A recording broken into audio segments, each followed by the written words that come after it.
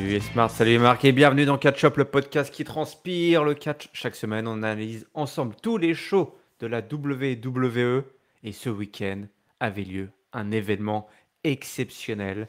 La WWE était de retour dans un stade en Europe. Nous étions à Cardiff, au Pays de Galles, pour Clash at the Castle. On va ensemble analyser tout ce qui s'est passé lors de cet événement immanquable sur le vieux continent. Et pour m'accompagner dans cette grosse analyse, j'ai avec moi Raphaël. Salut Rafa. Salut IRM, salut peuple de Catch-up, salut l'Europe, ça va bien? L'Europe va bien. Rafa, avant de continuer, est-ce que tu as regardé le show en direct live? Ah non, pour être tout à fait honnête, des raisons professionnelles m'ont forcé à le regarder avec à peu près 1 heure et quart de décalage. Ce qui est déjà pas mal, c'est assez rare quand même que ça soit possible à la WWE, mais c'était pas du full direct. Ce qui a permis D'accord. d'ailleurs quelques légères accélérations par moment. C'est toujours bénéfique. Alors écoute, moi j'ai fait comme toi, j'ai regardé en léger différé, comme on aime dire, même si effectivement j'étais aussi un peu comme toi avec genre 1 voire 2 heures de décalage. C'était un petit peu galère du coup pour le mater, parce que tu prenais le truc en différé et alors j'ai utilisé le lecteur du network, tu sais et j'avais peur de me faire spoiler, tu sais, à tout moment qu'il y ait, un mauvais, que le lecteur se place au mauvais endroit au mauvais moment. Quand je déplaçais, avec la télécommande comme ça, je regardais à moitié mon écran pour pas me faire spoiler parce qu'il s'en est passé des choses à Mmh. Cardiff, au Pays de Galles. Ah ouais, même crainte et d'ailleurs le network a été un petit peu défaillant pour ce visionnage en léger différé, hein, parce que dès que le show s'est fini, je pense, il me restait à peu près 1 heure et demie de visionnage, il y a eu une coupure parce que ça passait à l'émission suivante, qui est une émission sur je Mmh. sais plus quoi, sur les divas, enfin sur les femmes. Donc voilà, un network a peaufiné, les community managers et autres programmeurs de la WWE. Voilà, un autre dossier qui vient s'ajouter sur la pile, déjà bien riche de Triple H. Ouais. Bon, il y a pas que toi, il y a pas que moi. C'est une triple frite en l'honneur de ce pay-per-view, hein, il en fallait pas moins. Et pour nous accompagner, Giscal est là. Salut Giscal. Salut IRM, salut tout le monde, salut Rafa, salut l'Europe. C'est vrai, tu as raison. Salut l'Europe, ça fait plaisir. Hein, ce pay-per-view gallois. Mmh. Une Écoute, Europe, qui ne l'est plus vraiment finalement, une Europe divisée, hein, quelque part. Nous étions en Europe, mais pas dans l'Union européenne non plus, hein. Ah oui, bah oui, c'est vrai, tu as raison, tu as raison. Mais d'ailleurs, moi j'ai trouvé, j'allais dire juste avant que tu trashes le network, j'allais dire du bien du lecteur du network, parce que j'ai fait exactement comme vous. ouais, Je l'ai suivi avec un léger différé. ouais. Et j'ai trouvé ça très confortable. Enfin, ce lecteur m'a procuré beaucoup de joie technologique. J'ai trouvé que c'était très très bien. Ceci Parce était que une intervention justement, sponsorisée par la WWE. voilà, écoutez, Giscal en train de n'hésitez récupérer. pas, hein, 11,99 par mois. Et non, non, moi Quelle j'avais trouvé honte. ça cool. Je l'ai commencé en live en fait. Et puis au bout du deuxième match, j'ai dû faire un petit peu pause pour raison de perso. J'ai repris 30 minutes après, puis j'ai refait pause. Enfin bref, à chaque fois je prenais un petit peu plus de retard, mais ça me permettait, comme Yerem l'a dit, de faire des avances rapides, ou c'était Rafa peut-être Et je trouvais ça assez pratique d'ailleurs de pouvoir faire des petites avances rapides de temps en temps sur certains matchs, notamment des matchs qui impliquent des personnes du sexe féminin. Et donc c'était plutôt cool, moi j'ai trouvé. Garde tes munitions, ça tire déjà sur la division féminine. Levez-vous, monsieur. Ok, ok, ok, ok. Alors, mauvaise expérience ou pas mauvaise expérience avec le lecteur du WWE Network, on laissera nos auditeurs et nos auditrices en juger et nous dire ce qu'ils en pensent. Messieurs, on va directement plonger dans l'événement, puisqu'on a eu droit à une petite surprise. On va pas trop s'attarder dessus, mais ça faisait longtemps qu'on n'en avait pas eu. C'est un traitement spécial pour justement cette bonne vieille Europe. Il y a eu un match pendant le kick-off. Je crois que ça faisait très très très longtemps qu'on n'en avait pas eu, depuis qu'ils étaient passés sur Peacock en fait. Donc ça doit faire une bonne année déjà. Des gentils ont affronté les méchants. Les gentils étaient les Street Profits, si je dis pas de bêtises. Oui, avec Madcap Moss. Ah là là, Madcap Moss ressorti du formol. Et en face, les méchants avec la Alpha Academy et Austin Theory. Donc ça, c'était la grosse news, hein, l'officialisation du retour du prénom de l'enfant prodige qui du coup, bah, malheureusement, n'a pas pu repartir avec une victoire. On verra un petit peu plus tard qu'il aura retenté sa chance sans grand succès. Une victoire des gentils, une défaite des méchants pour chauffer la salle. La salle, messieurs, parlons-en dès maintenant. Mais quel public à Cardiff. Exceptionnel. Exceptionnel. Voilà, d'une seule et même voix, catch-up. Je vous ai tendu un piège, c'est vrai. Je n'ai pas demandé l'avis spécifiquement à Giscal ou à Raphaël, mais comme vous l'avez entendu, ils étaient d'accord. C'est vrai qu'il y a eu des pop immenses. Toi, Giscal, tu as dû être jaloux, là. Tu aurais aimé être là-dedans, te baigner Ah dans ouais, dans ouais. cette ambiance. Ah ouais, franchement, le stade exceptionnel. J'ai trouvé qu'ils avaient fait un boulot magnifique. On se serait cru à WrestleMania. Je trouvais la façon dont ils avaient disposé un petit peu la foule sur le parterre du stade. Et puis même Tout était à la même hauteur, hein. C'était assez étrange, hein. Ouais, Il y ouais, avait des... c'était assez déroutant, mais en même temps super bien fait. Ils avaient choisi en plus, enfin ils avaient choisi. En tout cas, les spectateurs qui avaient acheté leur ticket dans la zone qui est vraiment dans le champ caméra, juste derrière le ring, bah écoute, merci à eux parce qu'ils étaient chauds comme la braise et ils ont mis le feu pour les gens qui regardaient depuis la télé. C'était super fun à regarder. Il y Et avait puis vraiment ouais, des gueules de Britanniques, hein. ah ouais, ouais. Et puis tu sentais qu'ils avaient commencé comme bon, tout Britannique qui se respecte, ils avaient commencé l'apéro à 15h et donc il y avait une belle ambiance. Mais les lumières, le stade, l'ambiance générale, tout de suite quand j'ai branché le network, je me suis dit, waouh, tu sentais que tu étais en train de regarder un show spécial et c'est un peu le genre d'émission, tu te dis, les autres, ils ont quand même encore un gros, enfin il y a un gouffre qui sépare quand même la production WWE quand ils veulent et le reste. Rafa, toi, ça t'a pas gêné parce que finalement, il n'y avait pas de Titantron, hein. Il y avait, en fait, on pouvait être placé partout. Enfin, tous les gradins ont été remplis. D'habitude, on a, tu sais, la scène avec le Titantron et du coup, ça neutralise une bonne partie, une aile en tout cas du stade ou de l'arène. Là, en l'occurrence, on était vraiment dans un stade, hein. C'était vraiment ça depuis 92 à SummerSlam, hein. Pas d'événement dans un stade en Europe. Et du coup, il n'y avait pas de Titantron et puis il n'y avait pas de pyro non plus. Il y avait certaines entrées qui étaient un petit peu, on s'attendait à ce qu'il y ait de la pyro et en fait pas du tout. Même pas de feu d'artifice en dehors du stade ou de l'arène comme il peut y avoir par exemple souvent en Arabie Saoudite. Toi, t'en as pensé quoi, Rafa? Alors effectivement, pas eu de Titantron. Il y a beaucoup d'entrées qui, effectivement, qui ont été un petit peu modestes, j'ai trouvé. Notamment, on en parlera, mais dans le main event. Il y a il y a des moments, notamment sur le main event, où en fait, j'avais l'impression qu'il y avait de la pyro parce qu'on entendait comme un poum de feu d'artifice, mais on voyait Ouais, rien. c'est vrai. Ouais, Je c'est sais, vrai. peut-être qu'ils ont juste mis les sons. Et Ils faisaient il y avait péter une des pétards en coulisses, je sais pas. Ouais. Ouais, peut-être. Il y avait cette piste pour arriver au ring était très longue, hein. Heureusement qu'il n'y avait pas de Royal Rumble où il aurait fallu une petite voiturette comme il y avait eu pour le Big Show dans le temps. Ah non, moi j'ai trouvé qu'il y avait une ambiance de folie. D'ailleurs, il y avait un super drapeau français qui était bien en vue pendant la plupart des matchs. Ouais. Si vous êtes en train de nous écouter, la public francophone, et que vous étiez à Cardiff, dites-nous ça en commentaire, hein. Nous, on n'a pas pu envoyer de membres de Catch-Up, mais ça donnait envie. Enfin là, ça donnait envie. Moi, j'ai juste mis un petit bémol, comme Giscal, je trouve que ça ressemblait beaucoup à un WrestleMania et peut-être pas assez à un Clash of the Castle. Et je sais pas, je m'attendais peut-être à quelque chose d'un peu plus médiéval. Alors, ils l'ont fait par incrustation, par effet visuel, mais je sais pas, un petit décor, des trucs qui fassent un peu plus européen, quoi. Ça m'aurait. Mais Là, c'était très WWE, quoi.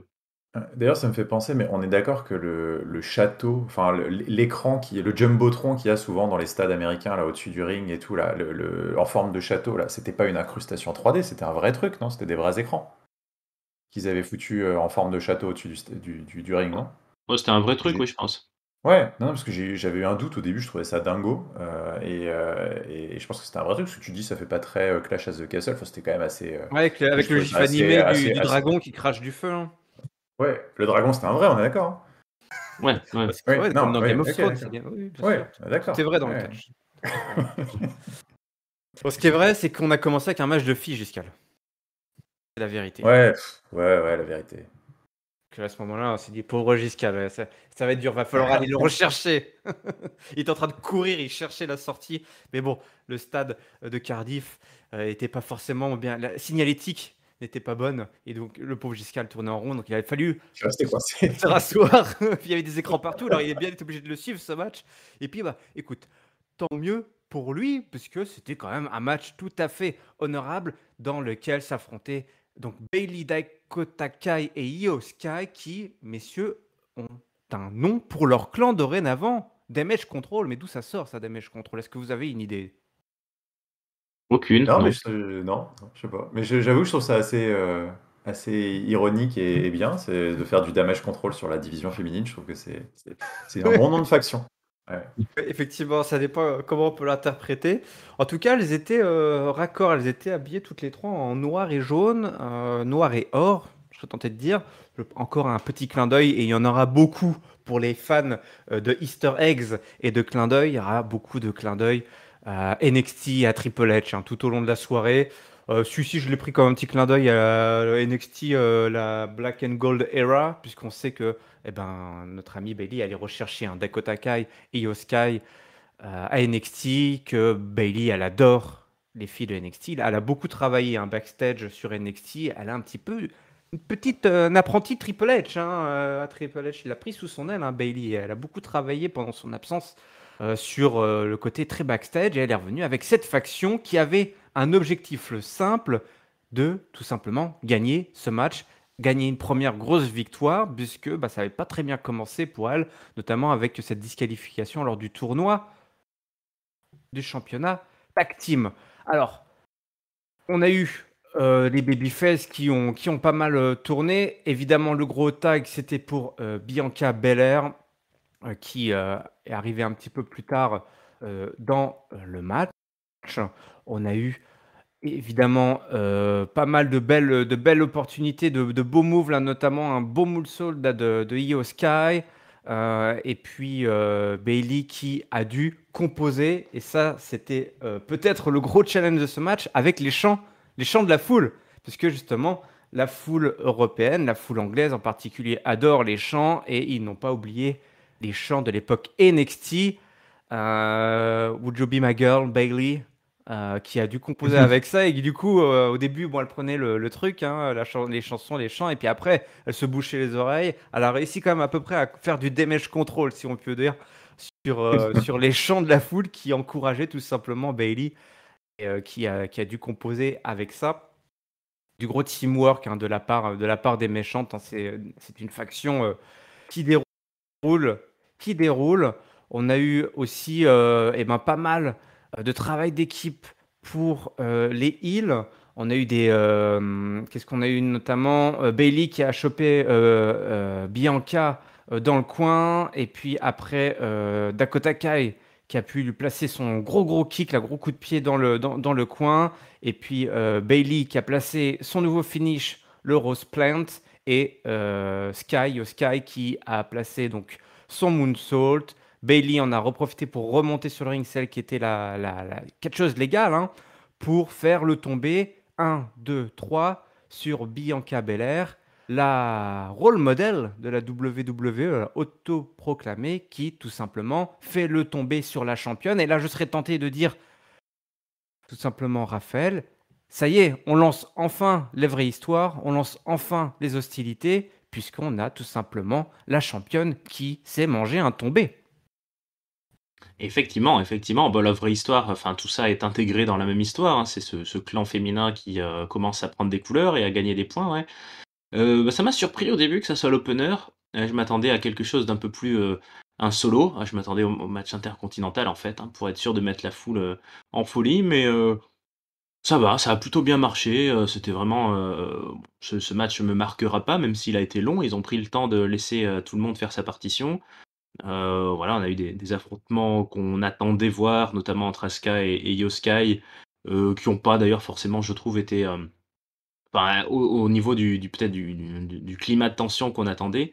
Mais tout le monde a eu la part des choses à faire, et on leur a laissé du temps, et puis avec une victoire, finale des méchantes qui était exactement ce qu'il fallait écrire, je pense. Donc c'était plutôt pas mal, et la foule, a bien montré qu'elle était très présente, même si effectivement, comme tu dis, honnêtement, elle était, voilà, elle était plus contente d'être là, de chanter, de faire la fête, plutôt que de prendre vraiment, le on va dire, le scénario du match avec les heals et les gentils. Ça, c'était plus, on était content d'être là et c'était la fête. Giscal, qu'est-ce que tu en as pensé? Toi aussi, tu aurais vu un autre opener? Ouais, bah, ouais, ouais, écoute, c'est ça. Concrètement, pour exactement, c'était un peu le défaut du match qui fondamentalement n'en avait pas énormément. C'est vrai que c'était un match assez propre. Elles ont toutes déroulé. Il n'y avait pas d'erreur. C'était assez agréable à suivre, un peu long à mon goût, mais c'était sans doute peut-être, à mon sens, pas la bonne place sur la carte non plus. Et d'ailleurs, je pense que, enfin, Raphaël fait bien de souligner la réaction de la foule qui était plus en train d'apprécier son début d'émission entre eux, en quelque sorte. Ils appréciaient le moment, ils chantaient, ils faisaient la fête, ils démarraient doucement, mais peut-être pas forcément super réceptifs à ce qui se passait dans le ring. Et c'est pas non plus étonnant parce que c'était un match que j'ai trouvé assez plat et qui méritait peut-être pas l'opener. C'est-à-dire que voilà, elles ont fait quelque chose de super carré. J'ai trouvé que les hot tags des Face étaient vraiment super sympas. Le match est bien déroulé, bonne histoire et bon finish, c'est ce qu'il aurait fallu. Je pense qu'on aurait pu juste s'exonérer de ce qui s'était passé les semaines précédentes et ça aurait été un très bon début pour la faction de Bailey. Donc en ce sens-là, bien. Mais 18 minutes de catch féminin un peu sage comme ça en ouverture de show, je pense qu'ils auraient pu mieux faire. L'opener naturel, à mon sens, aussi aurait été le match intercontinental. Mais sinon, il y a eu l'opener que j'ai découvert après coup, parce que c'est vrai qu'on est passé sur le kick-off. Moi, j'ai tellement plus l'habitude qu'il y ait des matchs en kick-off que j'avais carrément pas regardé. Je savais pas qu'il y avait eu un match. Et en fait, ce match, il était un petit peu là le mince, c'était les Street Profits, enfin le 3 contre 3, un peu de briquet de broc là. Lui, pour le coup, il aurait été bien estampillé opener aussi. Et finalement, si le show avait commencé une demi-heure plus tôt, et ben peut-être que les filles auraient eu un meilleur accueil aussi après derrière pour leur match. Parce que justement, le public aurait pu faire la fête sur un match un petit peu plus léger et être plus attentif à ce qu'elles ont fait, qui au demeurant était bien, mais voilà, un peu sage à mon goût et pas forcément mémorable. Ah bon, les méchantes qui ont bien travaillé le dos hein, de Bianca Belair, c'était un petit peu le point d'ancrage pour ce match. Et puis qu'on dû s'y mettre à trois pour faire tomber la championne. Et ben voilà, des nouvelles, une histoire, vraiment un nouveau chapitre, là, un vrai, voilà, on va dire le chapitre 1 pour enfin commencer. Voilà, le prologue est terminé. Maintenant, les filles ont un nom de faction, elles ont une véritable cible pour Bailey dès cette semaine là, qui arrive. Et on va pouvoir passer effectivement, après cet opener qui, écoutez, moi j'ai trouvé que c'était malgré tout, c'était pas déconnant d'avoir comme ça. Je suis même pas certain que dans le reste de la carte, il y avait véritablement un véritable opener qui se détachait plus qu'un autre. C'était une carte assez courte, assez dense, hein, donc on a eu 6 matchs hein, seulement ce soir, même si je dis seulement, finalement, c'est peut-être la bonne formule.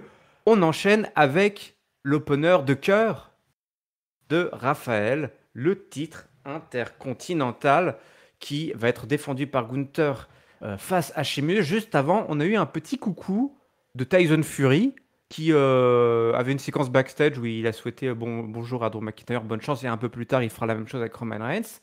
Un petit callback sur SummerSlam, et Bret Hart était là, messieurs.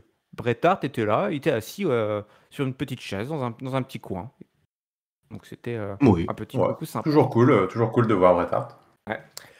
C'est Gunther et Sheamus ce soir qui s'affrontent. Et la première grosse news qui arrive finalement quasiment comme si de rien n'était, c'est le retour au complet, ou en tout cas dans sa forme primaire, de Imperium, puisque Giovanni Vinci, l'ancien Marcel Bartel de Imperium, fait son retour et rejoint à nouveau la faction. Imperium est à nouveau 3. Et ça, c'est la bonne nouvelle, peut-être, je pense, pour Raphaël. Ah ouais, ouais, moi je suis hyper content parce que, je trouvais que Imperium à NXT UK et à NXT tout court, c'était un gros truc, hein. Il y avait eu le Worlds Collide d'il y a quelques années, enfin voilà, c'était une belle faction et je trouvais que c'était, d'autant plus prestigieux pour, Walter puis Gunther d'être un chef de faction. Bon là, à 2, le chef et son disciple, ils étaient pas mal aussi, mais voilà, je trouvais qu'il manquait un équilibre et à 3, ça veut dire qu'on va pouvoir avoir les 2 petits sous-fifres qui vont aller, se balader dans la division tag team éventuellement. En tout cas, ça rééquilibre aussi la rivalité avec les autres Européens, de Sheamus et consorts, mais ouais, c'est chouette et puis je suis content que le nom de Imperium soit cité, ça avait jamais été le cas encore dans le main roster, donc ça veut peut-être dire qu'on va un peu développer ce personnage. Moi, j'aime bien cette gimmick du ring sacré et puis voilà, des puristes du catch, donc super bonne nouvelle et c'était pas mal fait visuellement, je trouvais, puisqu'ils ont fait ce gros plan je sais même plus comment il s'appelle maintenant, Kaiser et Ludwig Kaiser. Ludwig Kaiser, voilà, qui nous parle et qui nous dit: «Ah mesdames et messieurs, accueillez, le retour» et hop, là on a un plan large et on voit qu'il y a l'autre gars à côté et ils ont refait la même chose pour Gunther d'ailleurs. On l'a vu apparaître comme ça sur un plan large. Donc c'était assez chouette et puis, bah, il est pas mal, Kaiser, c'est un bon annonceur, hein, je trouve, hein, il met les frissons quand il parle. Ah oui, avec sa petite voix là, son petit accent, effectivement, bah écoutez, on était quand même en Europe avec des Européens et ce match était 100% européen.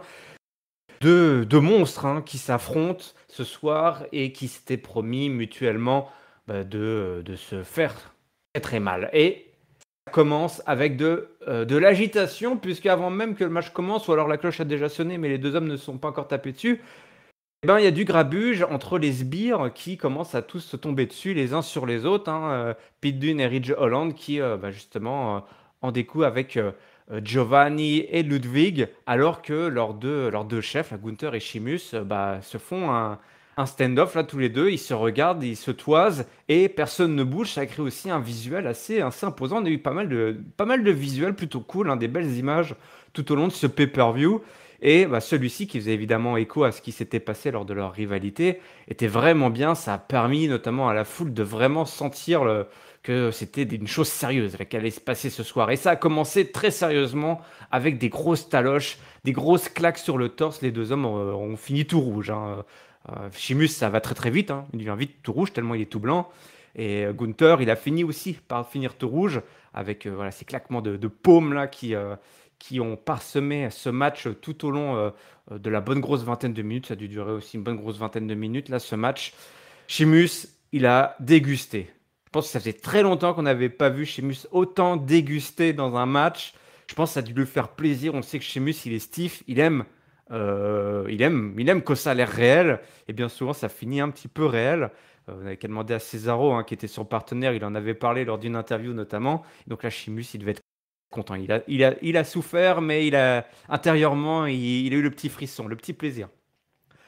Powerbomb sur Sheamus, là, qui est d'ailleurs un petit peu glissé. Hein. Gunther, faut qu'il travaille un petit peu ses powerbombs, parce que le Sheamus, il a un peu glissé les mains.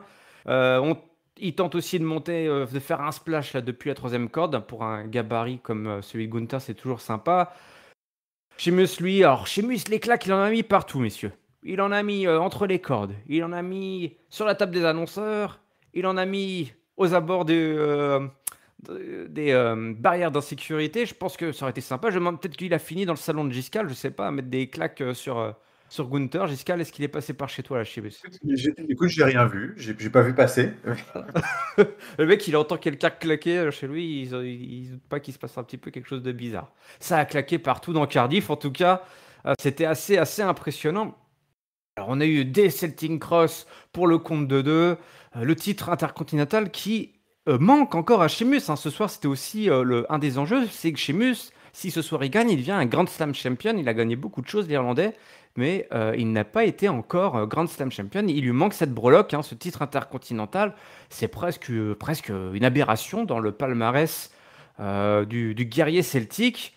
On a des near fall qui tout simplement sont assez incroyables tout au long du match, mais à la fin, la grosse lariat qui va coucher définitivement l'Irlandais. 1, 2, 3, victoire jusqu'au bout, du bout, du bout, du bout, pour l'Autrichien Gunther qui repart avec son gang au complet, et surtout la standing ovation Cardiff, 60 000 personnes debout qui applaudissent l'Irlandais, qui a la petite larme à l'œil. Hein. Là, il était touché par ce qui s'est passé. Et voilà, l'hommage est rendu.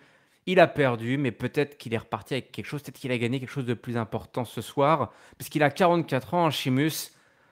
Je ne sais pas si ses plus belles années sont derrière, mais en tout cas, je pense que là, il a tout simplement procuré un de ses plus gros matchs de sa carrière, Giscal. Ah bah, on a perdu Giscal, il doit Le manger. classique. Ouais, Oh, non, non, Giscal, le classique, il est Giscal est sans resté sans micro-mute. voix, Ah, mais ému. j'étais trop ému. Exactement, j'étais trop ému par ce match. Non, bah, indéniablement. Alors, bon, il faudrait se replonger dans la catchographie de Sheamus pour savoir, mais enfin, c'est sûr que de mémoire récente, c'est son plus grand match. Et je pense que ça restera ouais, dans les mémoires peut-être le plus grand match de sa carrière. Parce qu'en plus, il a été fait au bon endroit, avec le bon adversaire. Enfin, c'est vrai que tout était réuni. Et Cardiff, ce stade était vraiment le plus bel écrin, je pense, pour recevoir ce match qui était, moi j'ai trouvé vraiment incroyable.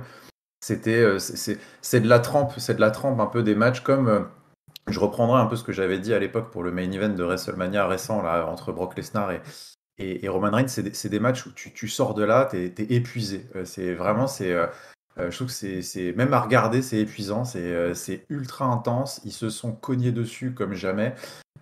C'est pour les quelques personnes où de temps en temps vous croisez des gens qui disent ah c'est du faux le catch, pourquoi vous regardez et tout.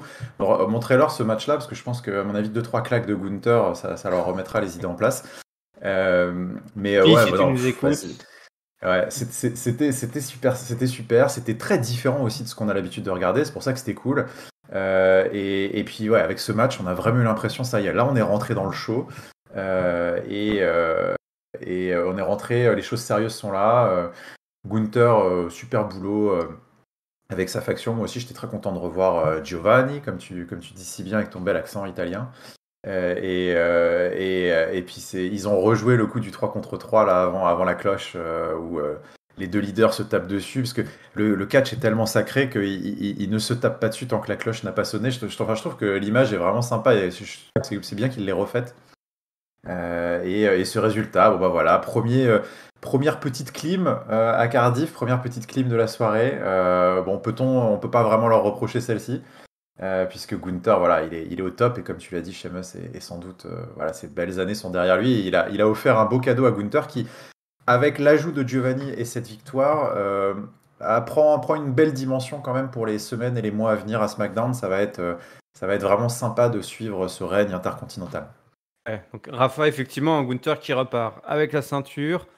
Gros match, une victoire face à un vétéran sur ses terres. Et puis son petit Giovanni, voilà, son clan au complet. Là, il a fait la radia, là.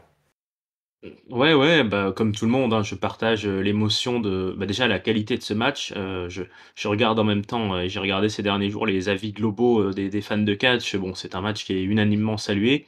C'est vrai que j'ai trouvé comme Giscal très différent de ce qu'on peut voir d'habitude, dans un show de la WWE, dans un premium live, hein. Ça ressemblait beaucoup à du NXT, c'était un match, vraiment, de Gunther. Bon, c'est aussi le style de Sheamus, hein, d'être stiff, mais on était vraiment dans des claques, des coups. Sheamus, bon, bah, effectivement, c'est un moi, j'ai été très ému avec lui parce que c'est vrai que Sheamus a cette position particulière du gars qui a énormément gagné, qui est là depuis 15 ans, qui a eu des périodes de blessures, mais sinon qui a été très stable, qui a gagné des titres de champion du monde, qui a été un des meilleurs, une des meilleures équipes des dernières années avec Cesaro, mais qui reste un peu en dessous quand même des vrais main eventers, qui est jamais forcément cité comme les top stars. C'est pas sur lui qu'on fait vendre une fédération. Mais voilà, c'est un gars, je trouve attachant. En plus, on a pu le voir parfois quand il était babyface ou même dans des moments backstage, ça a l'air d'être, un bon Irlandais sympathique. Donc, bah, ce moment-là, il l'aurait jamais eu dans un WrestleMania, je pense. Heu et là, devant 60 000 personnes, on pourra reparler aussi de l'affluence, mais je suis pas sûr qu'il y ait beaucoup de shows, même dans les stades à la Non. WWE, à part les WrestleMania qui vont aussi haut. 60 000, c'est énorme. Mais à part Sheamus, ouais, bah, Gunther, on peut en parler. On savait que c'était un gros produit de la WWE. Il y en a pas beaucoup, hein, je pense, ces dernières années, de mecs qui arrivent comme ça et qui font un si gros impact. Je pense à Kevin Owens et à part ça, j'en vois pas beaucoup d'autres. Il a fait des matchs qui ont été bien salués aussi contre Nakamura, ce qui est pas gagné. Là, il sort un des matchs cités comme peut-être un des matchs de l'année à la WWE. Il a une faction. Ouais, là, on a un produit Gunther qui est très bien lancé. Donc, bah, très, très belle réussite à Cardiff. Tout était parfait pour que, bah, voilà, ce match est une réussite. L'ambiance, le public et les 2 belligérants, comme on dit, qui ont été excellents. Donc chapeau messieurs. Atemi. Juste falloir travailler un peu les quads, là, le bas du corps, mon bon Gunther, parce qu'il a des jambes de cycliste. Hein. Il a des jambes de cycliste. Comme il a beaucoup fondu, sa morphologie a énormément évolué depuis ses jours à NXT, comme tu l'as cité, Raphaël. Et c'est vrai, et puis il n'est pas si grand que ça, finalement, face à Sheamus, c'était plus petit. Donc c'est, voilà, par sa brutalité, hein, pendant les matchs, voilà, il fait tout simplement, il torture ses opposants en leur faisant ressortir, en extrayant, en retirant l'âme du corps à coups d'Athémie.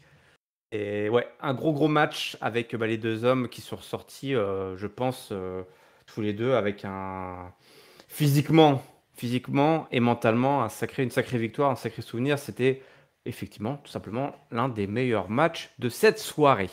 On Compliqué de enchaîne. passer après. On enchaîne avec un autre contender pour le match de l'année, puisque le championnat féminin de SmackDown était défendu ce soir. Liv Morgan versus Shayna Baszler. Liv Morgan qui a battu 2 fois Ronda Rousey. Liv Morgan qui était un peu chahutée justement après SummerSlam, notamment par le public, et qui est du coup dans un chemin de rédemption pour pouvoir, notamment vis-à-vis de Giscard, prouver sa valeur, qu'elle est une championne legit et qu'elle peut gagner des matchs sans faire appel à des erreurs arbitrales ou sur un coup de chance ou sur un malentendu. C'était finalement ça, Giscard, l'objectif de ce match.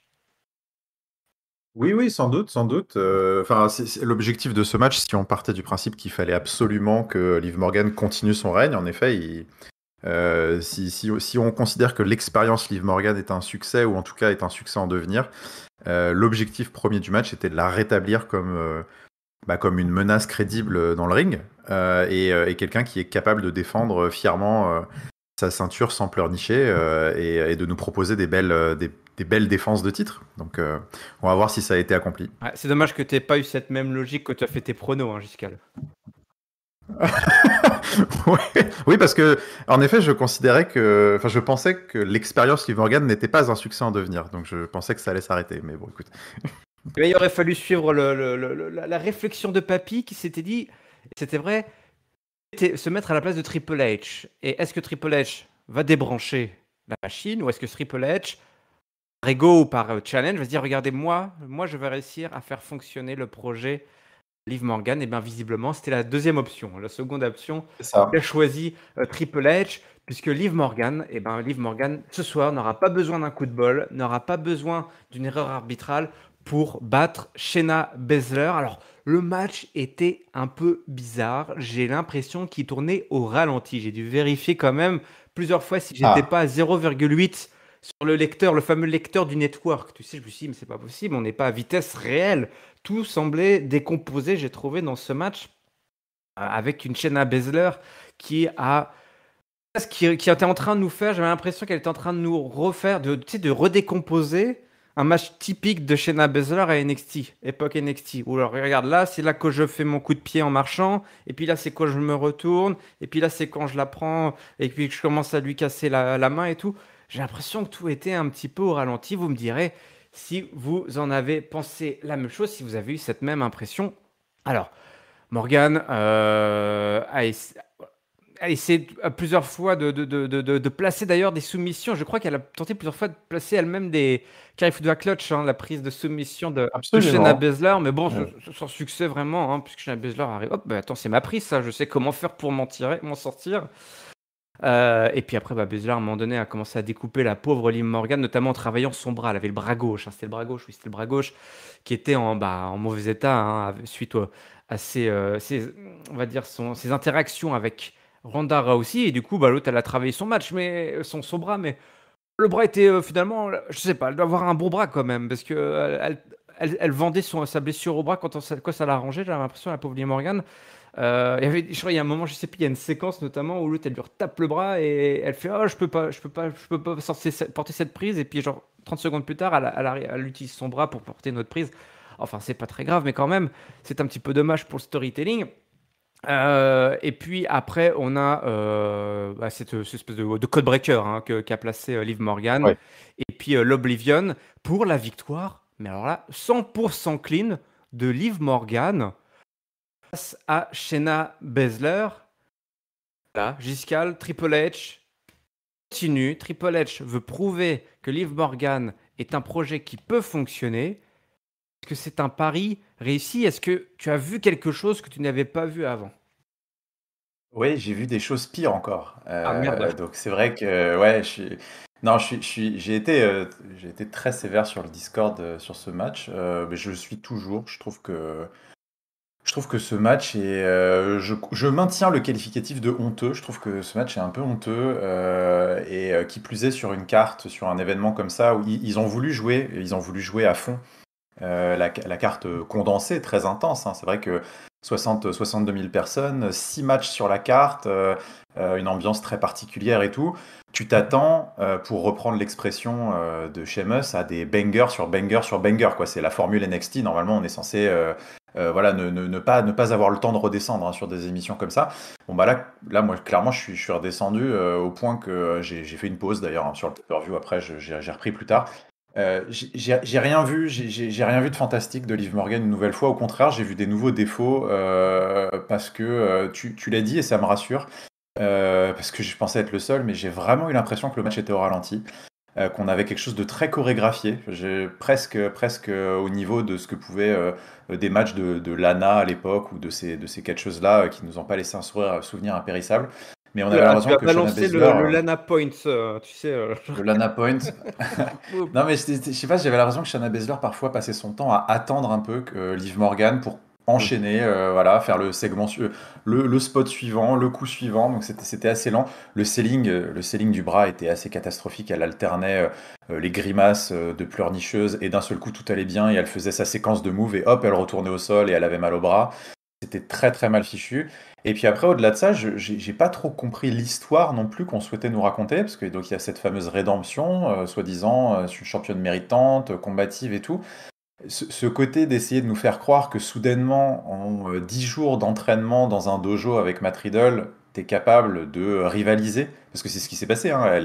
Dans les faits, elle a rivalisé coup pour coup, soumission contre soumission, avec une experte du MMA, une experte de la soumission, une ex-professionnelle du milieu. Je suis désolé, on n'y croit pas 2 secondes. Moi, à la limite, quand je la vois porter une Kelly Fora clutch là, je me dis, je me dis plus qu'elle est débile qu'autre chose parce que c'est au lieu d'essayer de te développer un peu une personnalité, montrer que t'es une championne émérite et que tu as ta propre voie à tracer. Pourquoi juste essayer de. En fait, c'est pas très très malin comme stratégie, je trouve, d'essayer de rentrer dans un combat au sol avec Shayna Baszler. Bon, ça c'était un des défauts du match parmi tant d'autres. Mais et puis à la fin, voilà, donc une victoire clean, sans emphase. On sort de là. Moi, je suis pas convaincu. Je suis toujours pas convaincu. Bon, de toute façon, je pense que vous l'aurez compris. Je trouve qu'on a un peu sacrifié Shayna Baszler sur l'autel Liv Morgan, et clairement, pour moi, le choix entre les deux était vite vu. Shayna Baszler, qui est un peu passée pour une andouille quand même sur ce match, a finalement à être complètement battue sur son terrain. Et donc ces belles promos d'avant pay-per-view tombent un peu à plat. Donc bon, écoute, manifestement on va continuer. Je pense que je vais tout simplement attendre patiemment que Liv Morgan lâche sa ceinture pour qu'on puisse reprofiter un petit peu du titre féminin à SmackDown. Parce que moi ça me va pas. Ouais. Moi, j'ai du mal à comprendre, avant de te donner la parole, Rafa, j'ai du mal à comprendre le choix de booking, ouais, ce match. Pourquoi avoir choisi Shayna Baszler finalement? Au début, je me suis dit, Shayna Baszler, c'est une chouchou de Triple H. Il voit voilà, qu'elle a de la valeur. Shayna, c'est vrai. Et puis, ici aussi à Catch-Up, depuis qu'elle est arrivée, il y a eu quand même pas mal de périodes de frustration, hein, vis-à-vis de Shayna Baszler, où tantôt on nous la rendait destructrice et elle roulait sur tout le monde dans les Elimination Chamber. Et puis, un mois après, elle faisait rouler dessus par Natalia ou par la moindre mid-cardeuse qui passait par là. Et puis surtout, à chaque fois, elle loupait les grosses occasions, les gros rendez-vous. Ils l'ont dit d'ailleurs, peut-être que vous vous souvenez du chiffre, mais ils ont balancé à un moment le chiffre, le nombre de jours depuis lequel elle n'avait pas eu de match pour le championnat. Je crois que c'était genre 900 jours, un truc comme ça. Ça faisait 900 jours, c'était un chiffre énorme. Ça faisait 900 jours qu'elle n'avait pas été dans la title picture. Que j'imagine depuis son match face à Becky Lynch, peut-être. Becky Lynch, Ouais, pendant WrestleMania. Ah, ouais, ça doit être à peu près quelque chose comme ça, hein. Et effectivement, ça a toujours été quelqu'un où on s'est dit, bah voilà, Shayna Baszler, s'il n'y avait pas évidemment les Four Horsewomen, elle aurait toute sa place. Voilà, dès que la place va se libérer, elle va pouvoir step up, notamment quand tu as eu beaucoup d'absentes dans les main eventeuses.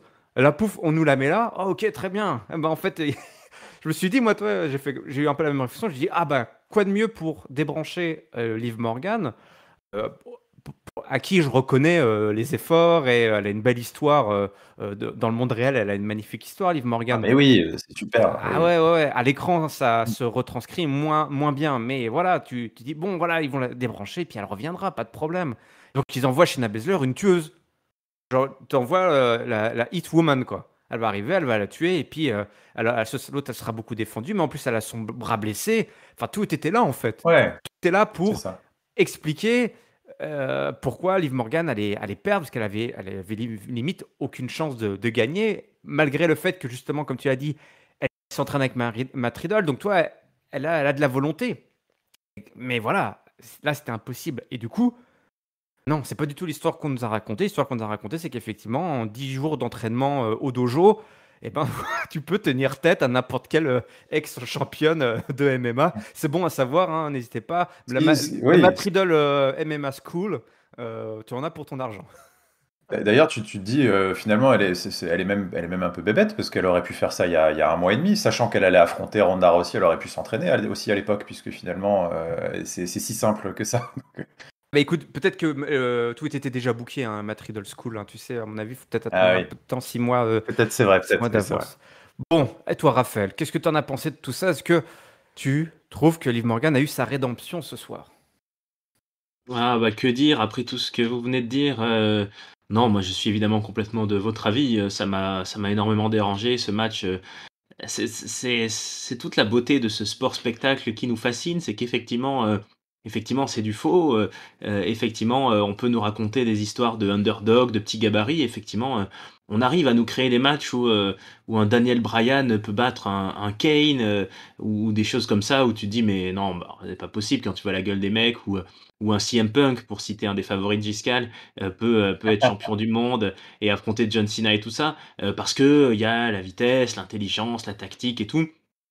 Mais il y a des fois où, pour moi, ça s'écrase contre la crédibilité, réelle et là, bah, c'était très mauvais et effectivement, moi, j'ai eu l'impression d'avoir un match où Shayna Baszler, déroule, toute sa partition de pétage de bras, coups de pied et cetera et puis à un moment, on ne sait pas pourquoi, bah, elle s'arrête, en fait. Elle s'arrête de catcher, Arrête. C'est voilà. ça, ouais, exactement. Ouais. Elle s'arrête, hop, mince, elle prend un croche-patte, hop, elle prend un codebreaker, hop, elle prend un finisher et puis du coup, elle perd. Bon, bah, écoute, pour moi, ça c'est du Marc-Henri, j'ai envie de dire. C'est un peu le style des ces personnages-là qui savent pas trop comment les booker et donc du coup, ils font des matchs qui donnent pas grand-chose et avec des carrières qui finissent par pas donner grand-chose, effectivement. C'est dommage pour Shayna Baszler, qui est peut-être pas une artiste complète, parce que le micro ou autre, mais qui se démerde pas trop mal, je trouve, quand elle parle pour être menaçante, mieux que sa copine de MMA, Ronda Rousey.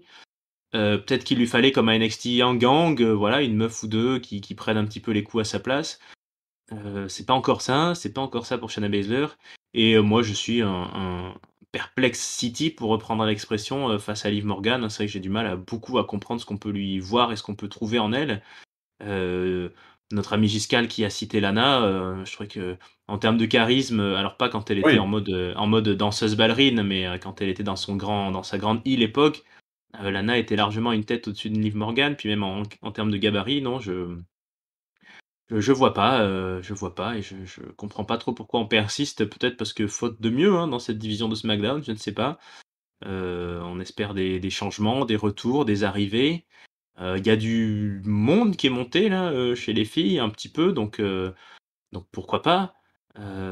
C'est sûr que là, on imagine mal Liv Morgan rester longtemps championne, face à l'adversité, mais le produit persiste et j'ai du mal à savoir, ce qu'en pense la foule. On n'a pas eu une grande foule, hein, là, elle s'est un peu calmée, elle s'est un peu réteinte.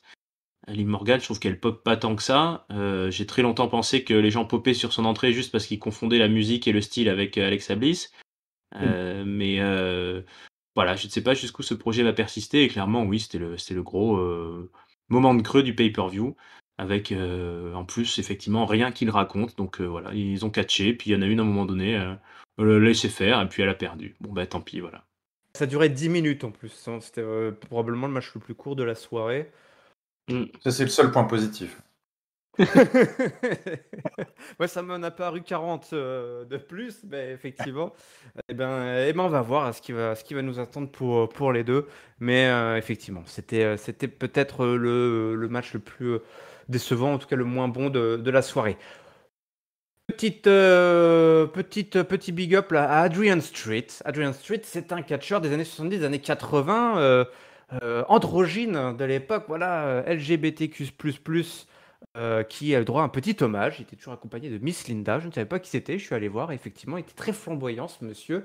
Voilà, si vous avez apprécié la carrière de Goldust à époque perruque, voilà, vous pouvez remonter comme ça l'arbre généalogique de tous ces catcheurs flamboyants, androgynes qui faisaient bouger les lignes. C'était Adrian Street, 81. Gallois, Voilà, d'ailleurs. gallois, voilà un local, un vrai local, Ouais. 80 balais le bonhomme, et toujours accompagné de sa manageuse et femme également hors de l'écran. Donc voilà, quelques petites légendes qui ont fait des petits coucous tout au long de la soirée pour le plus grand bonheur des fans, pour certains les plus érudits, hein, parce qu'il fallait s'en souvenir de qui Oui. c'était ce monsieur quand même.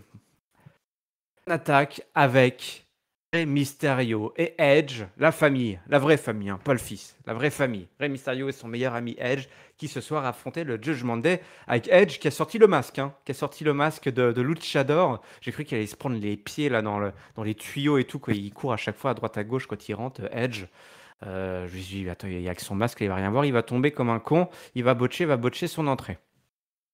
Face au Judgment Day qui a besoin d'une victoire parce qu'ils enchaînent les défaites. Le Judgment Day face à Mysterio et Edge et tout le reste de la clique là depuis le début qui sont rentrés en conflit. Et puis ça fait un petit bout de temps maintenant, hein, on nous récap tout ça évidemment à base de vidéos. Il y a eu pas mal de beaux packages vidéo d'ailleurs, hein, tout au long de la soirée, que ce soit à la fois pour monter voilà, pour monter la sauce pour les matchs et aussi pour nous rappeler un petit peu les enjeux de ces rivalités, de ces rencontres. Rhea Ripley, évidemment, est là. C'est sur elle, encore une fois de plus, que les caméras se fixent, hein. D'ailleurs, je trouve qu'elle bouffe tellement. Les deux autres, ils ont intérêt. Il faut qu'ils travaillent un petit peu, Josh Monday. Il faut qu'ils travaillent un peu leurs entrées. Je trouve qu'il y a Rhea Ripley et les autres. Vraiment, les deux autres, ils Ouais. sont là. Alors, c'est ça, il n'y a pas de fusion, quoi. Ils ont un theme song, ils ont les mêmes couleurs, mais il n'y a pas encore cet esprit d'équipe, d'unité qui fait que même quand ils font des visuels, à un moment, tu sais, elle arrive et puis elle s'est posée sur les cordes et puis le caméraman a une vue en contre-plongée et elle regarde la caméra comme ça, droit dans les yeux, elle est dominante. Et t'as les deux autres cons là derrière qui savent pas trop ce qu'ils regardent, à gauche, à droite. T'as Damien Priest là qui, je sais pas, fait quoi là, son arc avec ses flèches. Mais tu sais, mollement, genre le mec, je sais pas, il y croit pas trop. Bah oui, en même temps, c'est pour faire pour de faux. Et puis alors, Finn Balor, il sait pas trop, il sait pas qui il est, il fait rien du tout. Il est juste là à attendre, genre, je suis en mode, ouais, je m'en fous, quoi. Un peu en mode comme il était à l'époque du Bullet Club, là, genre, rien à foutre d'être là, je fais ce que je veux. Ça, c'est un petit peu dommage, hein. Ce Judgment Day, là, faut qu'ils travaillent sur leur entrée, puis il faut aussi qu'ils travaillent sur gagner des matchs, messieurs. Il va falloir travailler là-dessus aussi, qu'ils aillent peut-être au dojo de Matt Riddle pour pouvoir gagner des matchs. C'est lui qui a la formule. Ah, peut-être, oui, en effet, c'est vrai que c'est une bonne idée. Mais bon, comme tu l'as dit, sa prochaine session, c'est dans 6 mois, là, donc bon, c'est... C'est peut-être raté. Puis là, en ce moment, il a pas trop Ouais, la tête à ça, donc voilà, il a d'autres affaires à non. régler. Bon, bah voilà, hein, j'ai spoilé. Évidemment, le Judgment Day ne va pas réussir à remporter ce match. Une fois de plus, ça va se jouer à pas grand-chose. Alors, on a eu pas mal de face-off, notamment entre Rey Mysterio et Finn Balor, mais aussi beaucoup entre Edge et Damien Priest, hein. Les deux hommes se détestent, hein. Damien Priest a même craché son chewing-gum à la tête du Canadien. Ça, c'était très cool Ça, quand c'est même. pas beau, ça, hein. Genre, Non, pas on veut très pas cool, voir ça. ça à la télé, monsieur. C'est Euh, des images qu'on veut plus voir, ça. non, non, non. Vous avez vu le presque 619 tenté par Edge? Oui. Ouais, Corey Graham a dit oui, que tout à c'était fait, un ouais. 519. Et moi, 519, quand je ouais. l'ai vu, je me suis dit, ah, un 618. Alors, toi, il va falloir se mettre Ouais. d'accord, mais je pense qu'on était d'accord sur que c'était pas exactement un 619. C'était presque. On aurait dit un 619, les premiers 619 de Dominique. Voilà, Edge qui essaye de faire mieux que le fiston. On a eu pas mal de tags évidemment avec Edge, hein. La foule était assez chaude quand même pendant ce match avec le Canadien. Ils ont quand même un sacré match. Et puis on a eu Priest. Alors il y a eu pas mal de choses qui ont été faites. Priest qui a placé un spear notamment. Et puis aussi, ah oui, Edge. Alors là, il y a aussi évidemment Rhea Ripley qui s'en est pris au pauvre Dominique, qui attaquait Dominique pendant le match. Et évidemment, c'était un petit peu la véritable histoire. C'était ça qu'on voulait savoir, ce qui allait se passer, c'est qu'allait faire Dominique ce soir. Et ben Dominique, il s'est pris une rouste une fois de plus par sa maman, là, Rhea Ripley. Et les deux se sont bouffés après c'est Rey Mysterio hein, qui a fait ouais, ou c'est Edge qui a. Oui, c'est Rey Mysterio. C'est mystérieux, ouais. Qui a fait un bondi entre les cordes pour aller pour allonger le fiston et la tentatrice, la Rhea Ripley. Puis on a évidemment, après cette histoire de 619 et de Damian Priest là, qui fait un spear, on a Balor qui est chaud, qui fait son Sling Blade sur Edge, mais Dominique intervient. Pour... qu'est-ce qu'il fait d'ailleurs? Il fait un croche-pied, non? Il attrape la jambe d'un Ouais, je sais ouais, c'est plus, ça. Dominique ou Finn Balor, et ce qui permet de placer un 619 et un spear de Edge sur, je sais plus, Alors, sur Balor. Victoire 1, 2, 3 de Rey Mysterio et Edge, mais ça ne s'arrête pas là. Non, non, non, non, non, non, non. La victoire a du mal, la célébration a du mal à se mettre en route puisque Dominique attaque tout simplement Edge d'un gros coup dans les valseuses. Et là, mais mon fils, qu'est-ce qui se passe? Qu'est-ce qu'il fait? Et là, Dominique ne s'arrête pas là. Il attaque son père, il couche son père au sol et il repart pas content. Il jette ses godasses là dans le public et il repart énervé. Dominique n'est pas content. Dominique a trahi son père et on va dire son tonton, hein, son tonton Edge. Vexé, ah, ça. vexé de ne pas avoir choisi et surtout il a montré que c'était grâce à lui qu'ils ont gagné finalement, grâce à son intervention. C'est probablement le discours qui nous attend cette semaine, mon bon Giscal. Tout à fait. Ouais, non, c'est ça, hein, c'est clairement, tu sentais cette frustration pendant la célébration, puisque il est d'une certaine manière l'artisan de cette victoire, hein, puisque le Judgment Day commençait un petit peu justement après le 519 ou le 618, comme on veut, là, de Edge. Le Judgment Day prenait un petit peu l'ascendant, on sentait, hein, et puis Rhea Ripley en plus qui commençait à rentrer un petit peu dans le mix, à faire des siennes. Et c'est grâce à cette petite intervention de Dominique que finalement la balance, c'est tout bascule. Et la victoire des gentils, assez inattendue hein, de mon côté. Encore un truc assez bizarre. Surtout qu'en plus, on a vraiment l'impression que quasiment ce résultat de match était presque uniquement fait pour booker le segment post-match. Ça, c'est des trucs que j'aime pas trop. Parce qu'en fait, au final, Ah oui. pendant 12 minutes, on te fait un peu tourner en rond pour le vrai intérêt du match se déroule après. Parce que Mhm. c'est vrai que là, ça commence à faire beaucoup pour le Judgment Day quand même. Hein, parce que là, Damian Priest qui s'est fait sécher par Edge 1 contre 1. Maintenant, Edge qui ramasse encore un tombé sur le Judgment Day. Bon, je pense qu'on a compris. Là, ça y est, hein, c'est bon. Ils sont. Qui nous refassent pas au prochain Raw comme ils nous ont fait lundi dernier ou il y a 2 semaines.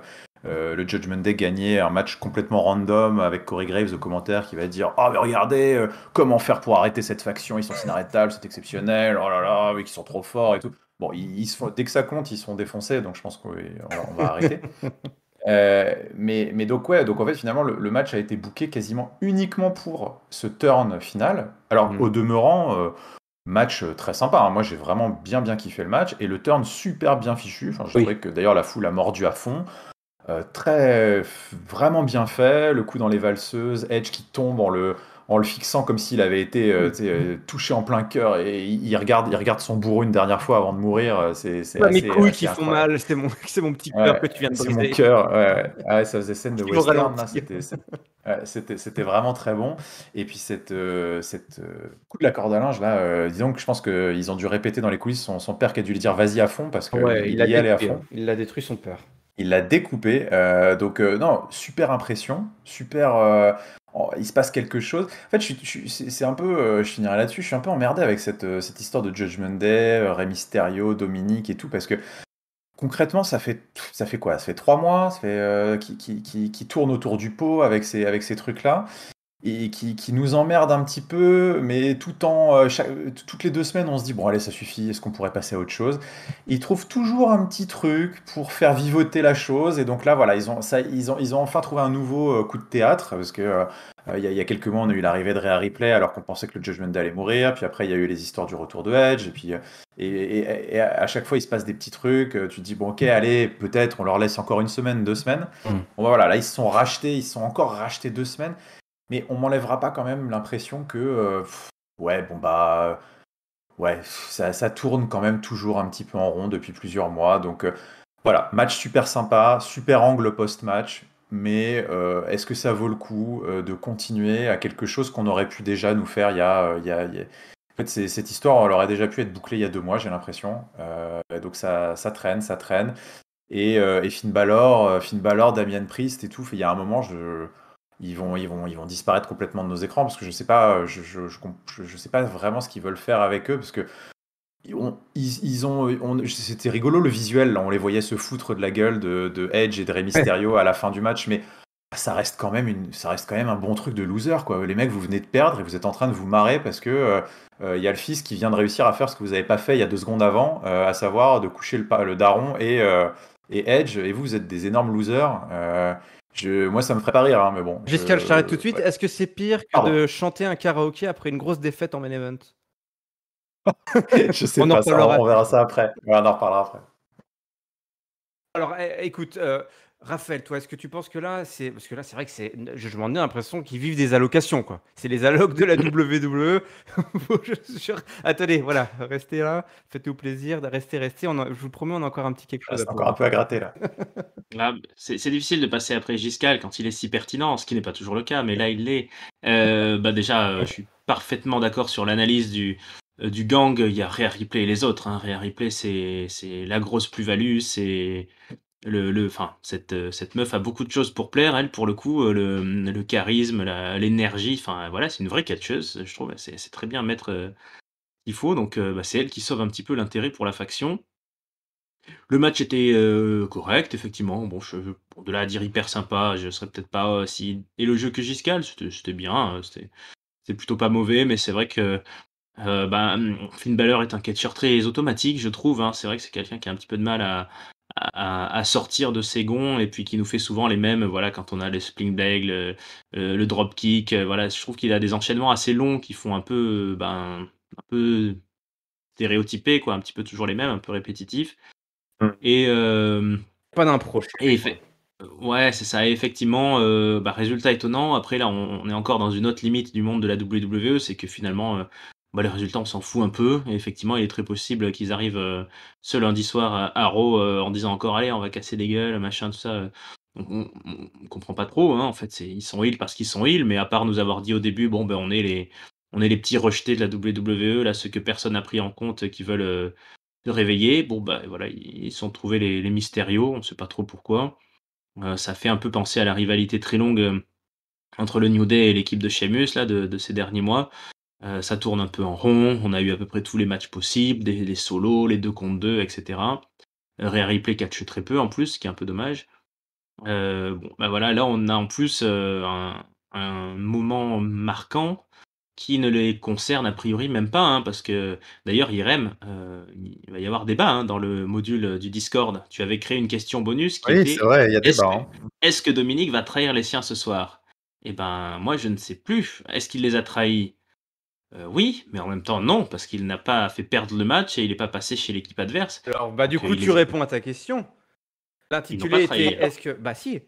Tu dis. Ah si? L'intitulé, c'est Ah, Dominique trahit son équipe.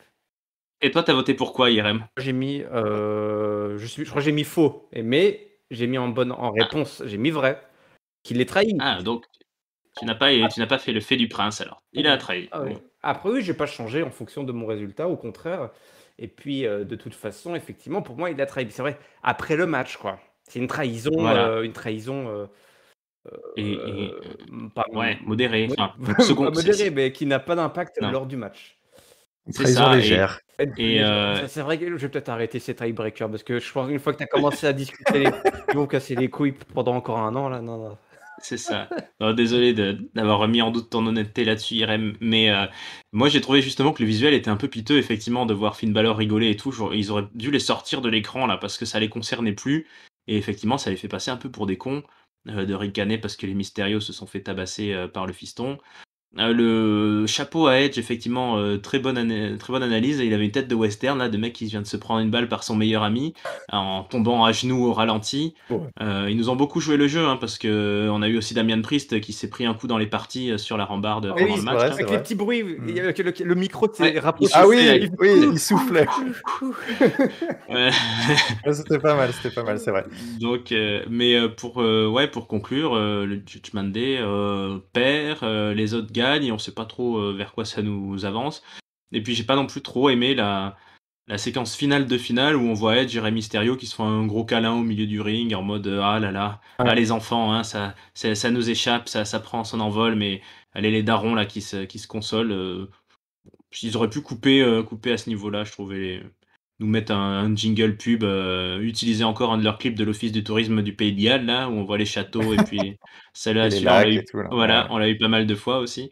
Non, je sais pas, j'ai trouvé que ça faisait un petit peu trop. Bah, ils sont beaucoup comme ça, là, les Mysterio et tout, quand ils se font le père et le fils, ils se font des bises, des machins, et Ah, là, c'est pareil. ils sont très famille, hein, tu sais, ils sont Ah très ouais, très là, soudés. on a un petit peu Puis Rey cucu, ouais. Mysterio, il est quand même jamais turn heel de toute sa vie. Et là, il y a son fils, à peine il vient d'arriver, il y a encore du Ouais. lait qui sort du nez là, et hop, il est déjà heel.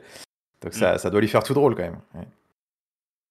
À suivre, et puis bah, on peut pas dire au contraire, on attendait ça depuis un moment, et je pense que le père et le fils ont hâte quelque part d'avoir une sorte de rivalité et un vrai match, Ouais. mais après, voilà, à voir ce que ça donne. Oui, on l'attendait depuis longtemps, on n'y croyait presque plus. Et finalement, allez, je veux dire que c'était bien réalisé. C'était bien amené. C'était emmené dans voilà, c'est un bel événement. Le match est totalement secondaire, mais la réal, j'ai trouvé, était vraiment super. Cette trahison, là, on en a parlé, était visuellement et en termes d'impact. Qu'il a décapité son père, je m'y attendais pas du tout, hein. Vraiment, moi, j'ai bondi sur mon siège.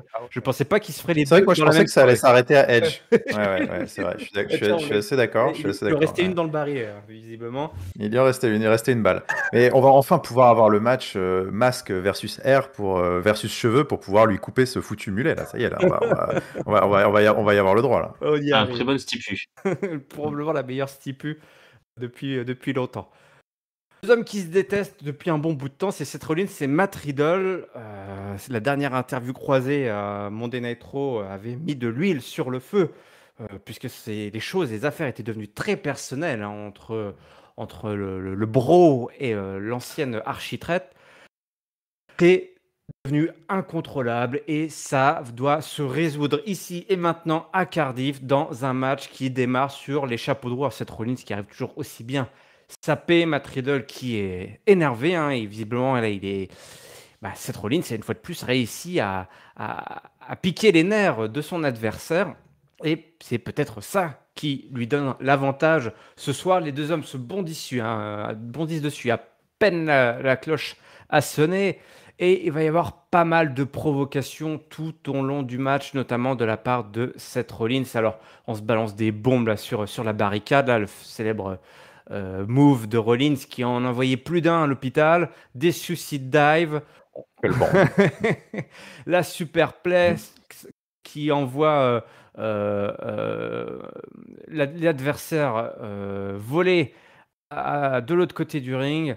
On tente notamment, on place le Falcon Arrow, le contre, mais c'est contré par Riddle en Fisherman Buster, le Floating Bro vers l'extérieur, une tentative de pedigree de la part de Rollins qui pourra en placer un petit peu plus tard. On a eu d'ailleurs, le premier a été contré en Bro to Sleep.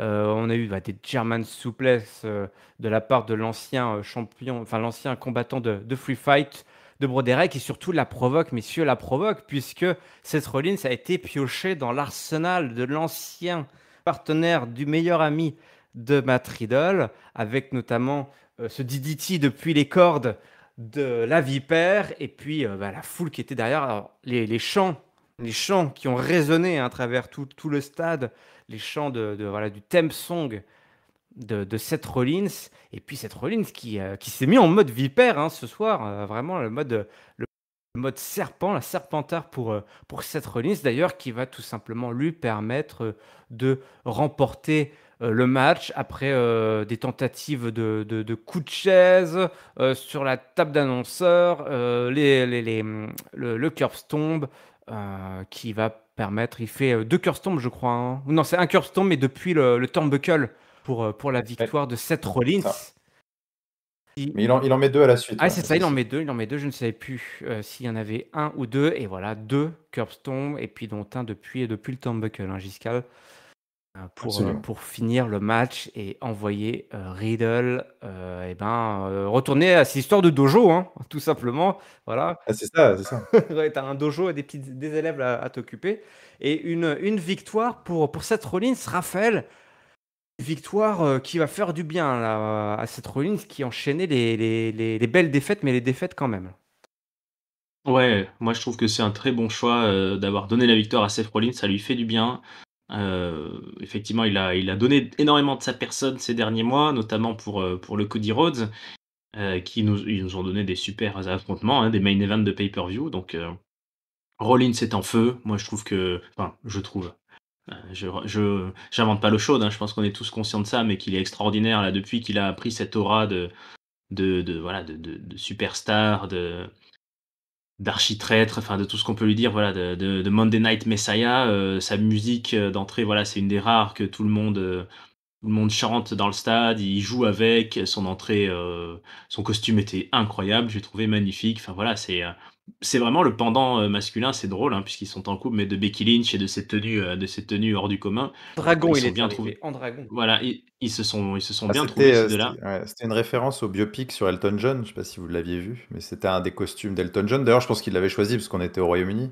Ah, Oh là, tu sais des C'était. choses qu'on ne sait pas. Heureusement que tu es là, les archives. est-ce qu'il est culturé, hein? Ah ouais, Mmh. ouais, ouais. Eh, voilà, je vous lâche ça. Continuez à discuter.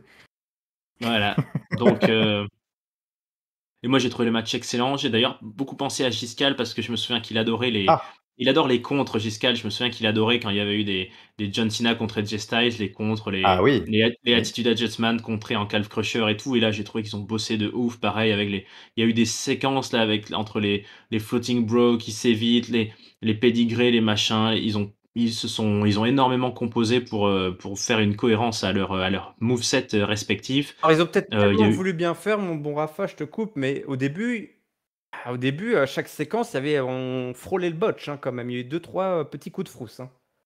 bah oui, mais non, mais tout s'est bien passé. Oh là là. Ouais, voilà. Oh là là. Arrête un Et Oh, les peu. billets, arrête. Oh là toi. là. Oh, Ah, le mais il y a pisse eu. froid. Ouais. Ah, puis ça a été. Je trouve que c'était vraiment très bien fait. Là, il y a eu des vraies séquences de domination de part et d'autre. Là, il y a un moment où Rollins, je sais plus ce qu'il prend, mais il prend un coup de genou, il prend un suplex. Enfin voilà, il y a des near falls qui ont vraiment cru. Moi, j'ai trouvé que c'était une partition hyper bien exécutée. J'ai vu sur le Discord certains qui trouvaient que c'était un petit peu moins bien qu'ils espéraient. Moi, j'ai trouvé ça génial. Et puis, ben, Rollins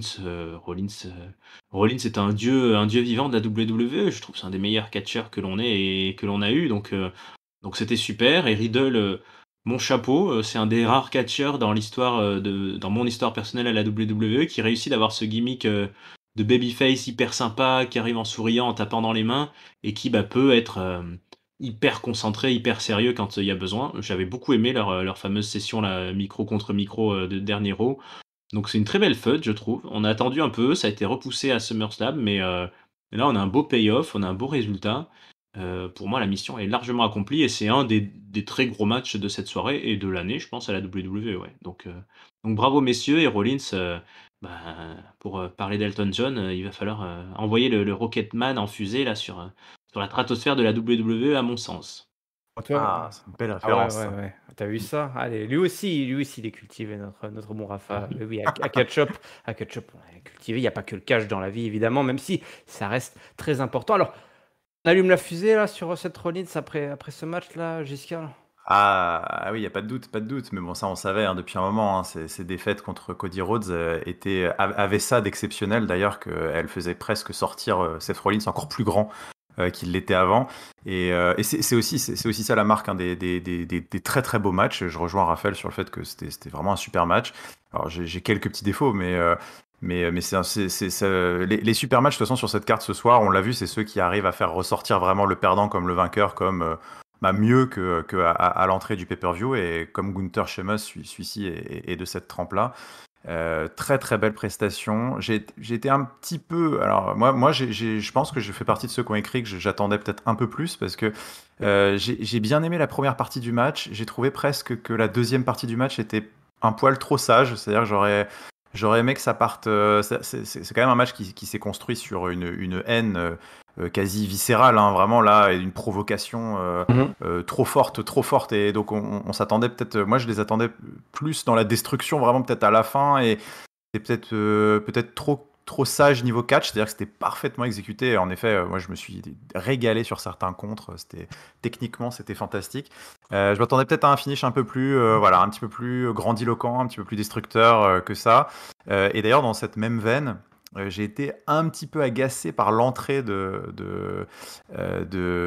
Matt Riddle, que j'ai trouvé, justement, je trouve que s'il y avait eu un soir pour le faire, vu la teneur de la feud, je trouve que ça aurait été ce soir-là pour faire une petite entorse à son gimmick et de pas le voir arriver en souriant comme un débilos avec sa trottinette. Je pense, moi, ce soir-là, spécifiquement, j'aurais bien aimé le voir arriver déter, bien vénère. Ce soir, il n'y a pas de bro et de 420 qui tiennent. Je suis là parce que le mec, il a insulté ma famille, ma femme et tout, enfin mon ex-femme.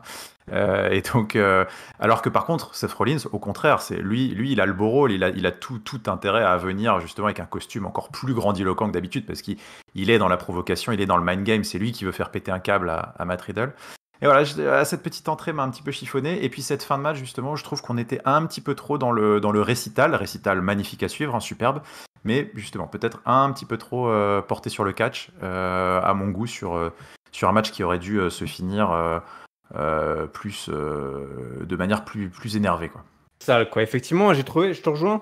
Au début, alors, je parlais des botches et des petits moments, parce qu'il y a quand même un où ils ont failli se faire mal, hein. Il y a eu un suicide dive, je crois, quelque chose comme ça, où ils ont quand même failli, ça a failli mal se terminer, cette histoire. Et puis, il y a eu quelques petites séquences où ils n'avaient pas leur marque et tout. Et du coup, ça me faisait vraiment sortir du côté très agressif, très agressif, très violent, très mental entre les deux. Je me dis, mais attends, ils essaient d'en faire peut-être trop, là, en fait, toi. C'est trop construit, trop des beaux moves et tout, pour un match où ils sont censés se détester et peut-être un peu moins, un peu moins flamboyant, mais un peu plus enfin, flamboyant, mais dans la violence.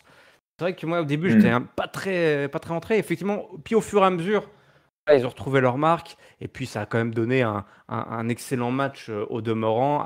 Oui, c'était un super match. Ouais. Et puis, avec la bonne victoire. Et puis une autre facette, comme l'a dit Raphaël, une autre facette là, de Matt Riddle qui fonctionne bien et qui fait aussi de lui le remet peut-être en haut, là où on l'avait laissé il y a 2 ou 3 mois, c'est-à-dire dans la top card, hein, en attente du main event. C'est un mec sur qui on va pouvoir compter très très très rapidement. Et puis voilà, malgré tout, une défaite pour Matt Riddle, là, avec Randy Orton qui doit être devant sa télé et qui a dû dire, mais c'est pas possible, ce mec. Et que perdre ce garçon. C'est pas, je veux pas avoir grand chose à voir avec lui quand je vais revenir. Bref, une victoire pour Seth Rollins, une défaite pour Matt Riddle, et on va pouvoir continuer, messieurs, par là. On passe aux choses sérieuses. On arrive au main event. Le champion incontesté, undisputed WWE Universal Champion, Roman Reigns, la tête de la table, mais sans table, puisqu'il est venu tout seul ce soir, en tout cas à ce moment-là du match, affronte ce soir Drew McIntyre, l'Écossais, qui entre en plus sur son vieux theme song avec sa vieille vidéo Broken Dreams. Broken Dreams. Broken Dreams, exactement. Donc alors là, et puis de l'imagerie, j'ai l'impression que le package vidéo a duré 15 minutes, hein, pour nous vendre ce main event. Je pense qu'on n'en était pas loin. La foule ne s'est pas trompée, puisqu'on a eu tout simplement un main event dantesque, héroïque, jusqu'au boutiste, entre Drew McIntyre, le local qui avait 60 000 personnes ce soir, et Roman Reigns. Je vous l'ai dit, non seulement il est venu tout seul, mais il n'avait pas un ennemi ce soir, il en avait 60 001 à affronter. La foule faisait le fameux 12e homme dans les matchs de foot. Et ben il était là ce soir, sauf qu'il y avait 60 000, tous derrière Drew McIntyre, le Tribal Slayer, Head of Table Slayer. Voilà, il était venu là pour découper les têtes, notre ami Drew McIntyre. Et surtout, ils ont pris leur temps pour ce match. On a eu plein de face-à-face entre les deux hommes. À ce moment-là, au début du match, Roman Reigns nous fait pas son Cardiff Acknowledge Me.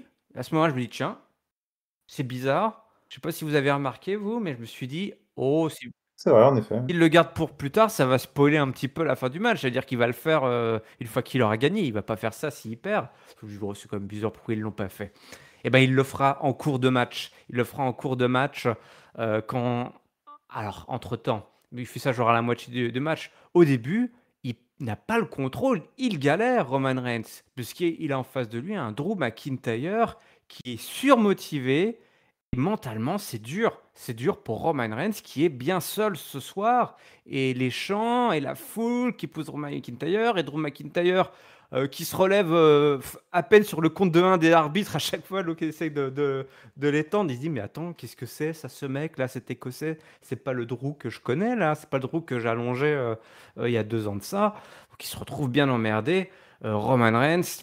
Et puis les deux hommes se rendent coup pour coup, mais c'est quand même difficile pour le Samoan qui nous vend aussi des super near falls. Ça, je l'ai déjà dit, mais Roman Reigns, c'est le roi du near fall, hein. Les 2,99 Ah oui. là, poi, poi, poi, poi, poi. Autant il y en a, mais tu les vois, les near falls arriver 10 minutes à l'avance. Autant Roman Reigns, s'il arrive à nous vendre ça, c'est assez incroyable. Ça va dans tous les sens. On a les deux hommes s'échangent évidemment leur finish, hein, à tour de rôle. On a, je sais plus, il y a eu combien en plus de tentatives de Claymore qui ont été mises et combien il y a eu de spears qui ont été placés. Il y en a eu beaucoup, beaucoup ce samedi soir dans cette enceinte bouillonnante à Cardiff. Et puis, il y a eu une seconde partie du match. Alors que Drew McIntyre semblait inarrêtable, que Drew McIntyre, on pouvait se dire, et là je suis sûr, Raphaël, que c'est à ce moment-là tu t'es dit, ah c'est bon, il va le faire avec cette foule. Là, on est à 20-25 minutes de match. Il veut pas perdre, il y a eu des near falls. Mamma mia, c'était assez incroyable. Et puis là, ça part en couille. Alors, il y a déjà eu pas mal de petites choses qui ont émaillé ce match. Et moi, je l'ai trouvé très, très bien écrit. Je le dis tout de suite. Ce match est probablement, y compris dans sa frustration, on va dire au-delà dans la frustration de son résultat final, et un petit bijou d'écriture en termes, on va dire, d'overbooking. On a déjà eu une première intervention avec Karrion Kross, qui était, et ça j'ai trouvé ça sympa, qui était venu, qui était au premier rang, il avait une petite place, il était assis. Et à un moment, il y a une bouteille d'eau qui est jetée. Autre clin d'œil à Triple H. Une bouteille d'eau qui est jetée sur Drew McIntyre, et ce qui a créé, on va dire, un premier shift, hein, dans le momentum, puisque l'autre il est déconcentré. Et puis, bah, évidemment, le Samoan en a profité pour reprendre le contrôle du match. Donc, il y a eu cette première intervention. Puis après, il y a eu le ref bump, je crois. Je crois que c'est le ref bump. Il y a eu un ref bump aussi, évidemment. Il y a eu des rumeurs. J'ai pensé à Raphaël, il dit oh, encore un ref bump. Toujours des ref bump. Oui, évidemment, il y a un ref bump. Et puis, il y a eu A-Town, la musique, Austin Theory qui a retenti. Il court. Et là, je me suis dit, ah, c'est vrai, je l'avais oublié celui-là, mais oui, peut-être, pourquoi pas. Ah, mais on est d'accord. Moi, j'avais complètement oublié. D'accord, hein. J'y pensais même pas. Quand C'était même, vraiment bien c'est fait. la puissance de ce match, de l'écriture et de la foule qui nous a Mm. complètement embarqués. On était dans une bulle là, à ce moment-là, dans ce match. Plus rien d'autre Exactement. n'existait. Et quand la musique d'Austin Theory a retenti, mais j'étais là, ah mais merde, c'est vrai, il y a lui. Et à ce moment-là, tu t'y crois en fait, parce que tu t'y attends tellement pas, t'as tellement oublié que tu dis, ah bah ouais, enfin, ils ont réussi leur coup, on l'a oublié, c'est que c'est bon. Et ben non, il se prend une énorme droite par Tyson Fury, le boxeur, qui l'a allongé. Oh puis alors, quel selling! Ouais. C'est vrai. Oh la vache, le mec, il est tombé, mais comme une pierre. Et c'était formidable. Ah mais il a rien sel du tout, hein, il s'est juste pris une énorme patate. Oui, peut-être. Il n'avait pas besoin de vendre la patate de Tyson Fury. C'est vrai que le mec, ça fait 20 ans qu'il met des vraies patates. Alors, c'est peut-être que là, c'est un petit peu difficile de faire semblant. Et donc, le mec était allongé. Et puis, bah, ça s'enchaîne, ça s'enchaîne. Et à ce moment-là, on dit, c'est bon, le mec, il se relève de tous les spires. C'est pas possible. C'est pour lui, la guillotine. Il s'en est relevé deux fois de la guillotine. C'est assez incroyable. Je sais pas, sûr qu'il y ait beaucoup de catcheurs qui aient pu résister au moins une fois, ne Je pense serait-ce pas, ouais. qu'à la guillotine de Roman Reigns. La deuxième fois où il résiste, je fais, c'est pas possible. Inarrêtable, inarrêtable. Sauf que voilà, au moment où il s'apprête, je crois, à placer la Claymore de la victoire, la 4e ou 5e Claymore de la victoire, quelqu'un intervient et fait tomber. Non, quelqu'un intervient pour retirer l'arbitre. Enlever l'arbitre. Oui, qui était Eh oui, un, oui. deux, qui était le deuxième arbitre, celui qui était venu avec Austin Theory, qui a l'écriture incroyable, que de rebondissements. Un, deux, et alors là, moi j'étais en train de dire, la 3, évidemment, et ben non. Mais qu'est-ce que c'est possible? Qu'est-ce qui s'est De passé? ça, est-ce qu'il va encore se relever? Et non. Et ben là, c'est le troisième cousin, le troisième frère, Solo Sikoa, qui vient d'NXT, donc à la famille Samoan, le petit frère de Jay et Jimmy, qui a donc rejoint la Bloodline et qui permet donc d'empêcher la défaite de Roman Reigns, qui donc va pouvoir placer son spear victorieux. 1, 2, 3. Grosse douche froide là, hein. Grosse douche froide sur la foule de Cardiff et Roman Reigns qui repart avec ses deux ceintures. Finalement, Roman Reigns n'était pas tout seul ce soir et Roman Reigns a une fois de plus délivré un énorme match. Et que dire? Que dire de Drew McIntyre, là, mon bon Raphaël? Alors, on peut dire, il a eu la défaite belle, mais je crois que là, on le voyait tous gagner, là, tous gagner. Ouais, bah écoute, déjà, bravo pour ta description d'un match qui était quand même vraiment énorme, hein, 30 minutes de très très haut niveau.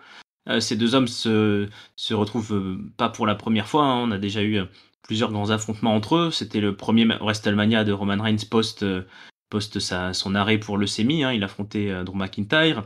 Ils se sont affrontés, si c'est pas l'an dernier, c'est celui d'avant, ça doit être il y a 2 ans, à un Survivor Series champion contre champion, quand il y avait encore 2 ceintures de champion du monde. Mais là, on est clairement dans un niveau au-dessus. Déjà, le contexte, le lieu, et puis bah, les deux sont allés très très haut. Ils ont même fait un meilleur match que celui qu'on a vu à Paris en house show. Donc c'est déjà pour le dire, hein. Félicitations à eux. Et je suis comme toi, Irem, je trouvais l'overbooking très très bien dosé. C'est même pas de l'overbooking, je dirais que c'est de l'upperbooking. Ouh. C'est un peu. Voilà, mais. Parce que moi j'ai eu peur hein, quand j'ai vu Karrion Cross, quand j'ai vu Tyson Fury, je me suis dit, ouais, s'il vous plaît, nous faites pas un truc à la con avec Tyson Fury qui vient casser des gueules, enfin, ça pouvait pas se finir sur une disqualification ou quoi ce match-là. Et finalement, ça a été bien dosé. Bon, Karrion Cross un peu anecdotique, hein, parce qu'il prend une pêche d'entrée et puis après, il sert plus à grand-chose. Par contre, Tyson Fury, bah, super moment de pop, hein. J'ai trouvé vraiment le mec qui... Attendez, viens pas nous faire chier, Théorie, on veut pas rater la fin de ce match. Là, donc, énorme baigne, très très réussi. Et je serais très fan que Théorie continue après son passage à SummerSlam, cette gimmick du mec qui essaye à chaque fois de cacher et puis qui arrive pas. C'était très très bien vu. Le ref bump finalement très intelligemment joué comme tu l'as dit Irem parce qu'il y avait 2 arbitres qui ont pu alterner et puis bah oui moi j'ai cru hein, sur le dernier 1, 2, 3 et je me suis dit mais qui c'est ce mec? Et je trouve que c'est une super écriture. Maintenant j'ai hâte en fait, je trouve que ce match donne énormément d'excitation mais ça va être quoi cette Bloodline à 4 avec les trois jumeaux Uso, hein, on peut les appeler parce que là c'est un petit jumeau, hein, il les ressemble quand même comme 2 gouttes d'eau aux 2 autres, comme 3 gouttes d'eau. Donc la Bloodline va se renforcer, c'est assez incroyable. Et donc super match, mais ouais, moi je resterai convaincu qu'ils nous ont énormément parlé du dernier choix en Angleterre et de ce main event historique pour le titre intercontinental, qui avait été gagné, c'est le British Bulldog, hein, c'est ça, contre Bret Hart? Ouais, contre Bret Hart. Et ben là, pour moi, ils avaient 30 ans après l'occasion de nous faire quelque chose d'historique, et puis, pas voler non plus, hein, parce que Drew McIntyre, ancien champion du monde, voilà, tout était là, le package complet pour reprendre le flambeau de Roman Reigns. Heu, pour moi, on s'arrête là sur un très bon, show, très bon premium live event, de très grande qualité, mais on sera pas dans le truc où on en reparlera dans 5 ans ou dans 10 ans comme ça a pu être, WrestleMania 30 avec Daniel Bryan, comme je disais sur le Discord, parce qu'on n'a pas eu le bon vainqueur au casting. Je sais pas si vous avez remarqué qu'au moment même où la cloche sonne, en fait, on a vu, des gens partir. Enfin, j'ai eu l'impression que des gens sont partis de suite. parce que voilà, le Oui, show ou t'as était toujours des fini. rouleaux qui veulent avoir leur voiture pour sortir du parking avant les Ah, autres, ça c'est toujours. Ah bah oui. peut-être bien, mais là, j'ai trouvé que c'était visible à l'écran et c'est une douche écossaise, hein, comme on dit, douche froide. Heu, Dommage et on va suivre encore, voilà, la légende Roman Reigns pendant quelques mois sûrement avec ses doubles ceintures, mais là, il y avait quelque chose dès le début quand ils ont annoncé ce show à Cardiff avec Drew McIntyre, ça semblait le moment parfait. Après avec, les shows où on a Karrion Kross qui vient s'interposer un petit peu, tout ça, moi je le sentais plus trop. Je me suis dit: «Ouais, non, en fait, ça a pas l'air d'être encore pour ça» et là, tout au long de la soirée, ils ont réussi à nous le faire croire à de multiples reprises, jusqu'au bout. Mais finalement, bon, moi j'en reste un peu triste quand même et Giscal, à qui je laisse la parole, nous parlait de clim. Ouais, là, on a eu un gros coup de froid et ils ont un petit peu ramé derrière pour essayer de finir bien, mais gros coup de froid quand même, je trouve, sur Cardiff.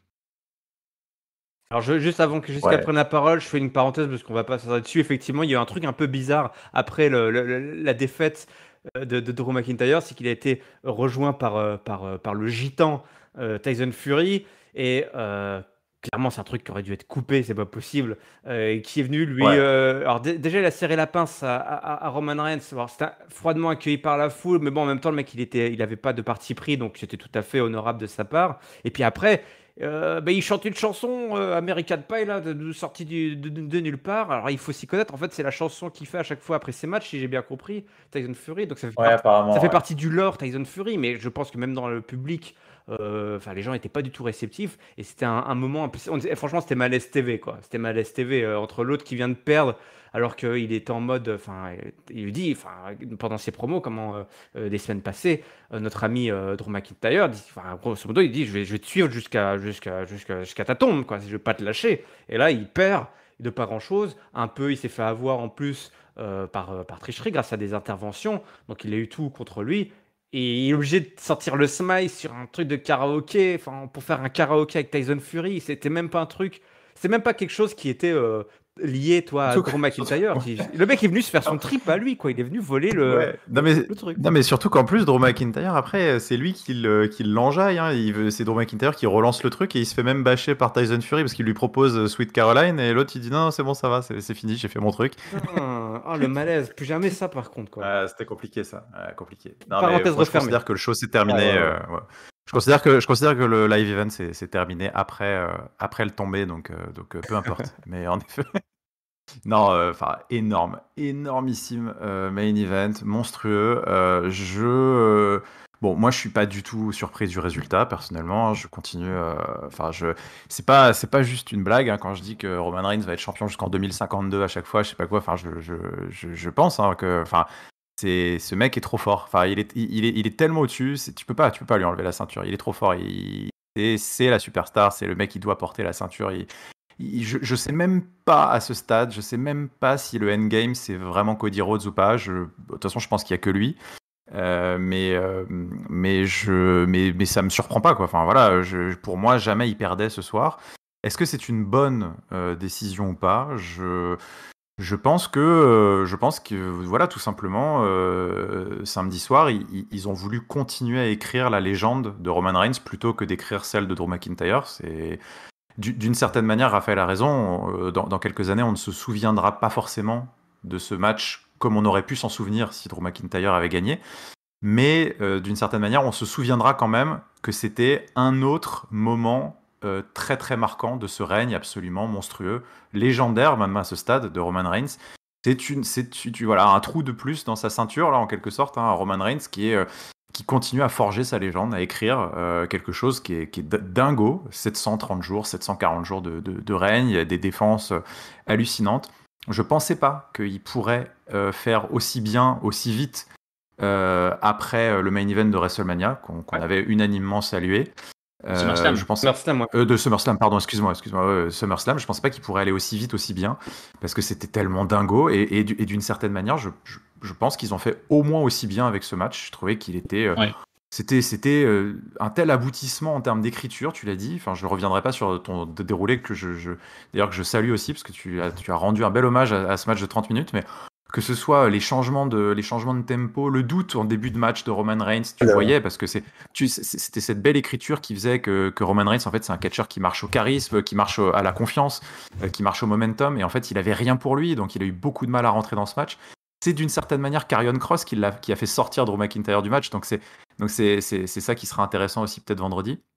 Et puis après ce ref bump, cet overbooking, pareil, tu as utilisé la bonne image, on était dans une telle bulle, un truc tellement dingue qu'on avait totalement oublié que Austin Theory existait, et donc son arrivée était folle, parce que d'un seul coup, t'as l'impression qu'on te réveille, et tu ah mais merde, attends c'est vrai, attends, est-ce qu'il va se passer un truc encore plus dingue, parce que s'il cache à ce moment-là, c'est encore plus fou.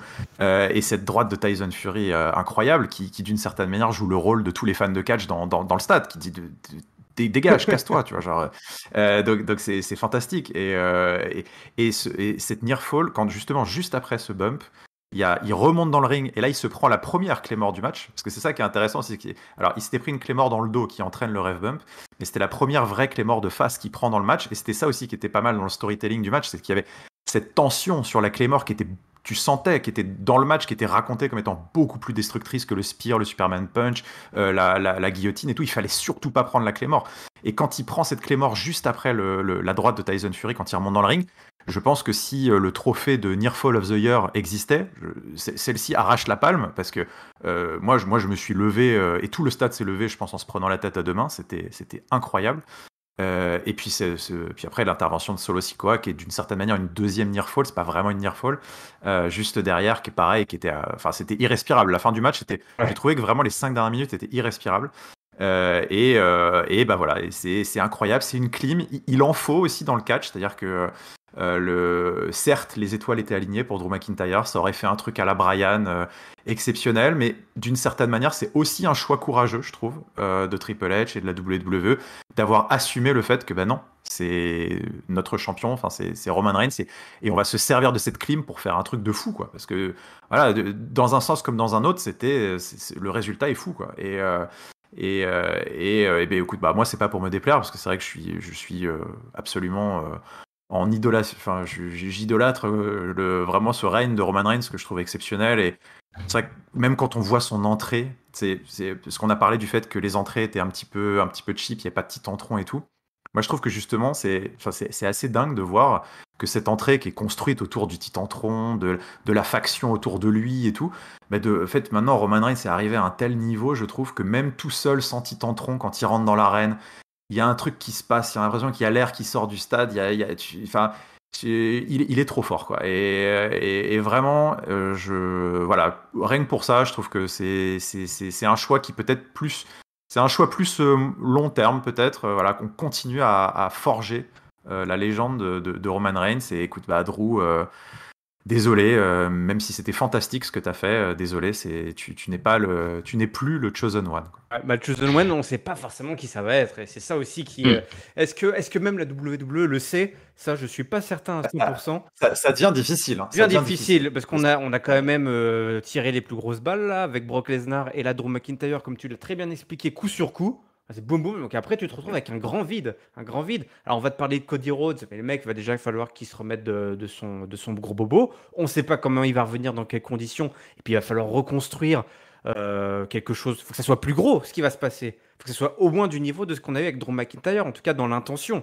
Donc rien que ça va être très compliqué. Il y a encore des clients pour essayer de jouer la montre.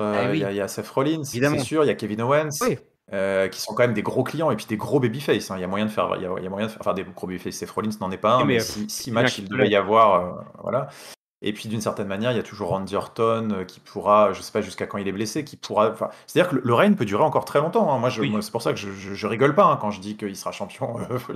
Mais il y a de quoi faire encore. Et tu l'as cité, tous ces mecs là qu'on reconstruit bien ou qui n'ont pas besoin d'être reconstruits, qui peuvent effectivement occuper encore. Là, on a encore 2-3 programmes tout prêts pour Roman Reigns.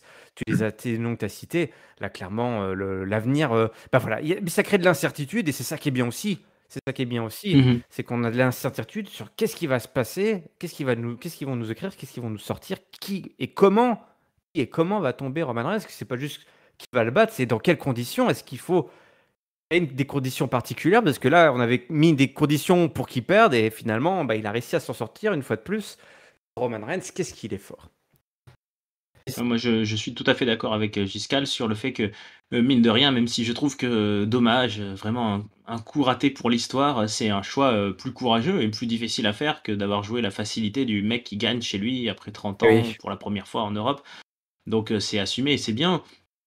Voilà, c'est juste un peu dommage pour la carrière de Drew McIntyre Ah, ne c'est sûr, sera, c'est sûr. qui ne sera du coup pas celle de Roman Reigns. Et puis le temps va devenir plus lointain d'ici à ce qu'il redevienne champion du monde un jour. Mais sinon, ouais, il y a rien à dire, c'est assumé, c'est une clim comme tu dis, assumée et pour le coup, le règne de Roman Reigns est tellement long que je pense qu'effectivement c'est un bon moment pour relancer certains qui avaient déjà été en feud contre lui, mais qui ont pris aussi du galon entre-temps. Donc vous les avez cités, Kevin Owens et Seth Rollins pour moi sont les premiers sur la liste et puis je suis convaincu que la WWE, alors que ce soit on parle de Cody Rhodes, on parle de The Rock, on parle de d'autres gens, ils sauront, moi là j'ai toute confiance, ils sauront nous créer ce moment Ouais, qui sera comme exactement. celui-ci là et on en parlera dans 3 mois, dans 6 mois ou dans 2 ans et on dira: «Oh là là là là, c'était dans un stade, c'était magnifique, Roman Reigns a perdu», ou alors vraiment ça sera on sera dégoûté, mais c'est pas possible qu'il rate la fin de Roman Reigns, je pense.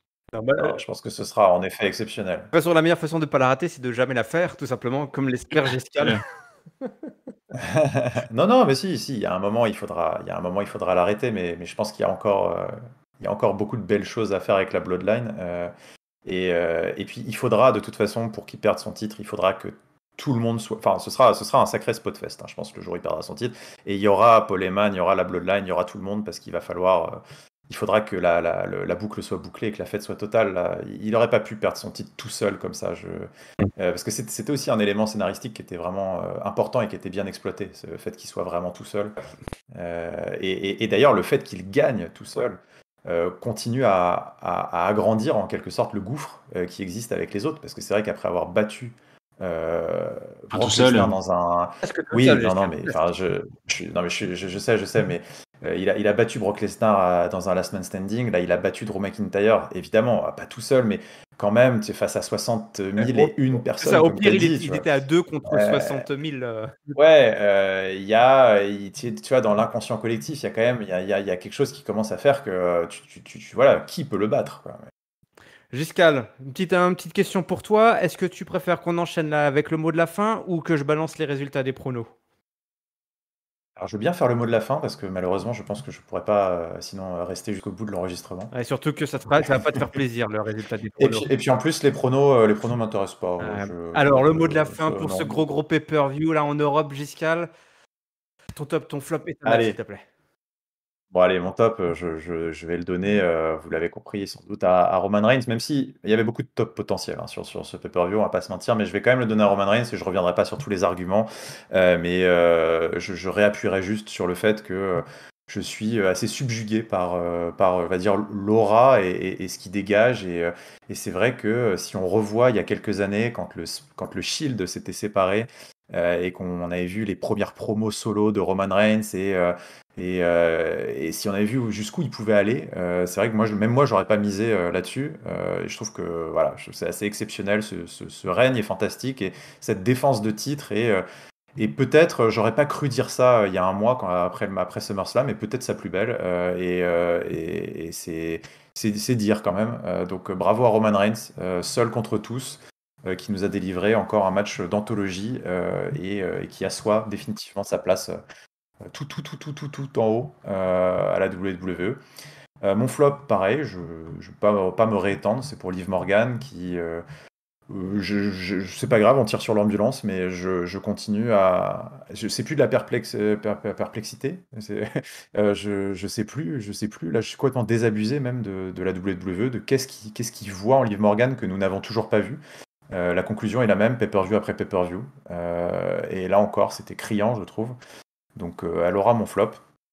Et pour ma note, bah, écoute, je vais mettre un bon 4, parce que, bah, c'était un super show, super ambiance, super, stade, super public. Si on avait enlevé ce foutu match au milieu, franchement, on était sur un sacré, sacré, sacré pay-per-view. Et j'espère que, parce que un gros big up aussi, qu'ils auraient pu avoir mon top au public de Cardiff. Mm. Gros coup de chapeau au public de Cardiff. J'espère que ils ont été à la hauteur et j'espère que ça aura donné envie à la WWE de faire peut-être un show annuel en Europe.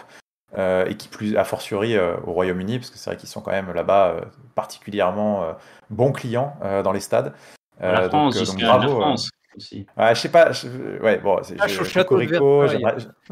j'aimerais bien un live event en France, Cocorico, tout ça, mais malheureusement, je pense que ça donnera pas la même chose. Mais Oh, en tout t'étais cas, pas à Bercy, toi, ça se voit. je pense pas qu'on remplisse un aussi beau 60 000 personnes que là-bas, mais bon. En tout cas, bravo et super, voilà, super live event 4 et franchement, ils ont réussi leur coup. Il y avait juste un match qui avait pas sa place, quoi. Rafa. Facile un show en France, enfin, on appelle ça guillotine en plus comme pay-per-view et c'est nickel. Révolution. Donc voilà. Non, ben moi je partagerai tout à fait les tops et les flops de Giscal, mais je vais essayer de changer un petit peu. Donc en top, je vais mettre l'ambiance globalement, effectivement. Très très grosse soirée au niveau du public. Je suis persuadé que la WWE pourrait changer un peu son calendrier. Alors je sais que c'est le cas depuis des années, mais au lieu de nous faire leur show européen là juste après WrestleMania, ils devraient nous faire une tournée européenne, voilà, chaque année en septembre, et puis à chaque fois caser un pay-per-view au milieu, que ça soit à Cardiff, que ça soit peut-être à Glasgow, peut-être à Londres, peut-être à Manchester, et puis de temps en temps, ouais, pourquoi pas en France ou c'est facile un pay-per-view, c'est pas comme un weekly où les mecs parlent, font du micro, et puis bah, le public, s'il est francophone, il comprend que dalle. Là, on fait un show comme ce soir, n'importe qui comprend, et puis en plus, voilà, à Paris, les gens viendront, les touristes, tout ça. Bref, ça c'était pour le petit côté réclame, mais super ambiance, super ambiance. C'est mon top. Mon flop, là par contre, je vois pas d'autre chose, donc je vais mettre aussi Liv Morgan. Ça va être mon flop du soir, ce match-là. Il y a une analyse que j'ai envie de faire, mais j'arrive pas à savoir si c'est un top ou un flop, voyez-vous, tellement je suis mitigé. C'est qu'on s'attendait, je trouve, à un show presque au-delà de SummerSlam dans la patte de Triple H. Moi, j'avais plein de possibilités dans ma tête. Je m'étais dit, et si en fait les méchantes là elles gagnent chez les filles et puis hop Sasha Banks et Naomi elles reviennent, et si on a des montées de NXT, et si on a des mecs qu'on n'a jamais vus qui reviennent là, ou des Bray Wyatt, tout ça, enfin, et finalement on a eu un show très très presque sage, très très propre, pas eu d'énormes grosses surprises, pas eu de changement de ceinture, ça on en a parlé, euh, pas eu forcément tant de moments hors catch qui ont été extraordinairement inattendus. Et je sais pas si c'est moins bien ou si finalement c'est mieux, parce que voilà, ça a été un vrai show, propre et assumé. Mais sinon moi je vais mettre un 3,75, parce que j'ai trouvé quand même qu'on a passé une très, très bonne soirée à Cardiff et qu'on a hâte d'en passer d'autres, On a hâte, c'est l'exemple de show qui donne envie de continuer à regarder tout simplement et à savoir ce qui nous attend. C'est Paul Heyman qui nous a fait une promo d'Extreme Rules. Bon, je suis pas sûr qu'on ait Roman Reigns au prochain pay-per-view déjà, mais on a hâte de cet Extreme Rules maintenant, où tout est ouvert et plein de bonnes choses peuvent s'écrire maintenant. Eh bah écoute, moi mon top, bah c'est pareil, hein, ça va être c'est ce main event qui est un bijou d'écriture, et puis bah du coup je vais donner une petite case dédiée à notre ami Sheamus, hein, parce que c'était aussi un beau moment là. Sheamus, c'est mon petit top de cœur. Le flop, eh ben je fais pareil que vous, hein, je veux pas. C'est pour moi c'était ouais, ce Liv Morgan, et puis Shayna Baszler, même presque toi, j'ai envie de Shayna Baszler, j'ai fait beaucoup de peine, j'ai eu beaucoup de peine pour Shayna Baszler, c'était assez ridicule tout ça. Et ma note, eh ben je vais mettre un bon gros 4, hein, pour ce pay-per-view qui était vraiment j'ai trouvé la formule, j'ai trouvé toi Rafa que justement on en a parlé, d'ailleurs, on a cité, hein, des formules de NXT Takeover où c'est vraiment hard Oui. hitting comédie, ça tape fort, c'est condensé, c'est costaud, c'est solide. Après effectivement peut-être qu'il y a encore des petites grains de folie qui peuvent encore, il y a encore des marges de manœuvre pour que Triple H puisse peut-être faire évoluer la formule ou nous offrir des choses inédites.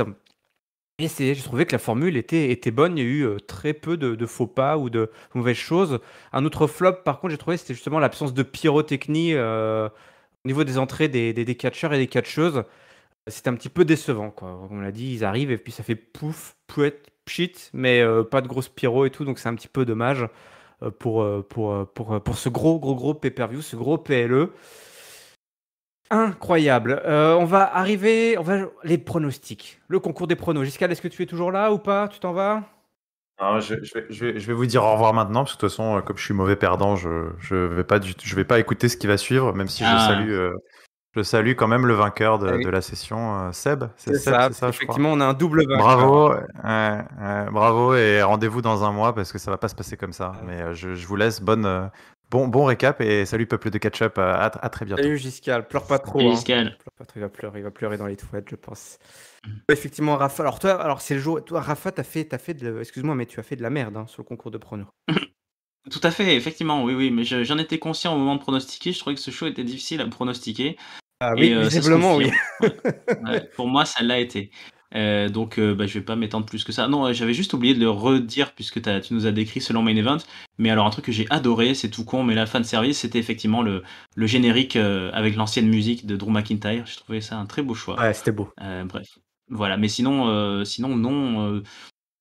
Voilà, j'ai essayé de pronostiquer un peu à vue, hein, j'avoue, entre choix de cœur et puis choix qui me paraissaient un peu logiques, comme le Judgment Day qui allait bien finir par gagner. Bah non, j'ai à peu près fait un coulé total. Ouais. Bon, voilà, on a eu. T'étais carrément, effectivement, la lanterne rouge, mon pauvre Raphaël. Mais par Oh contre, non! si, sur ce pay-per-view, tu n'es pas seul. Tu es accompagné de Masks Mojo et de l'éternel Le Papy. Voilà, tu n'es pas tout seul à Ah ouais, catch-up. mais eux, ils font exprès, non? Oui, Papy, il fait exprès. ils font exprès. Ils font exprès. J'ai pas fait exprès, moi. Oui, non, toi, t'as pas fait exprès. T'as essayé, mais non. Bon, écoute, tu vois, au tableau, t'es pas trop perdu au tableau général, tu vois. T'es toujours. Alors, t'es plus pas forcément dans la course parce que voilà, il y a quand même une belle échappée là, sur le maillot jaune. Mais en tout cas, Ah, je reviens à égalité avec Tonton. Ouais. sur ce pay-per-view, et donc, on a un nouveau roll-up champion puisqu'on a eu un perfect prono. Quelqu'un qui a réussi à pronostiquer tous les bons résultats, les 6 matchs qui ont été bien pronostiqués par Seb. Seb qui est présent notamment sur le Discord. Seb qui est un auditeur devant l'éternel de Catch-Up et qui a donc pronostiqué qui a récolté les 12 points possibles sur 12 et qui donc bat Norbert de la Rivière qui lui n'a eu que 8 points et Seb devient donc notre nouveau roll-up catch-up roll-up champion, mais ce n'est pas tout. Alors, juste pour donner les premiers, hein. Alors on a eu Chetty et Jules derrière qui ont remporté donc 10 points. Après, avec 8 points, on a eu Edge 69, Franck, Gino, Gena 76, Johanna, Bébélu, Giscal qui a trébuché, Norbert de la Rivière, Ringside, Sully Perfect, et moi-même, votre humble serviteur derrière. On n'en parle pas, c'est lamentable. Et du coup, au classement général, on a enfin un leader depuis le lancement des pronos. Raphaël, on n'avait pas de leader unique. Ça se touchait, Ça y on est. avait toujours des gens qui se partageaient le haut du podium. Et ça y est, On a une tête de la table, on a ça une y est. véritable tête de la table, le chef tribal qu'il va falloir acknowledge à chaque pay-per-view tant qu'il sera devant, avec 53 points, 2 points devant les deuxièmes, ceux qui sont sur la deuxième place. Seb qui avec son perfect et son titre de roll-up champion, du coup, remporte pour la première fois, c'est donc notre champion inaugural, le premier Catch-Up People Champion. Donc, le championnat du classement général. Félicitations à Seb qui nous fait tout simplement une Seth Rollins, hein, titre secondaire et titre majeur en une seule et même soirée. Incroyable. Magnifique. Et donc, pour aller le chercher, va falloir s'accrocher puisque ça va continuer comme ça jusqu'à WrestleMania. Sur la deuxième place, on a Gino et Giscal qui avec 51 points. Derrière Chetty, Sully Perfect, Jules, Franck, Johanna Bébélu, Yerem, Norbert de la Rivière. Et après, ça continue comme ça. Pour voir votre classement, il suffit d'aller sur le kicktip.fr/catchup. Félicitations à Seb, notre nouveau champion roll-up et notre premier champion du peuple de Catch-Up. Bon, Raphaël, va falloir faire mieux la prochaine fois. Là. C'est quoi le prochain pay-per-view? Extreme Rules à Philadelphie? Ouais, c'est ça, Extreme Rules. Bah écoute, pour le moment, on n'a pas d'affiche, mais je te promets de se retrouver dans un mois et d'avoir fait mieux, c'est promis. Ah oui. Mais là, je me suis fait avoir, je regardais ma liste, bah oui, je pensais, je voulais les Européens, moi je voulais Sheamus, je voulais Drew McIntyre, je voulais la fin du règne de Liv Morgan, bah non. Bon, voilà. Prendre On peut pas être bon partout, hein. Ben non, oui, c'est ça. Il faut être sans pitié dans les pronostics. Il faut être sans pitié. C'est ça. C'est l'heure de se quitter, mon beau Rafa. Catch-Up, je vous rappelle, c'est votre podcast qui analyse tous les shows de catch de la WWE. Chaque semaine, on analyse les wikis, mais également les pay-per-views, dont ce magnifique Clash at the Castle. Vous pouvez nous retrouver et vous abonner pour ne manquer aucun épisode sur toutes les plateformes habituelles de podcast, Apple Podcast, Google Podcast, Spotify, Deezer, PodCloud et bien d'autres. Également sur la chaîne YouTube. N'hésitez pas à mettre en commentaire votre top, votre flop et votre note. N'hésitez pas également à nous dire si vous avez eu l'honneur d'assister, d'être présent à Cardiff. Partagez-nous votre retour, votre expérience de super fan. Le lien vers notre Discord est dans la description et je te remercie Raphaël pour ta présence. C'est toujours un plaisir partagé de faire des analyses avec toi et en particulier pour cet événement historique.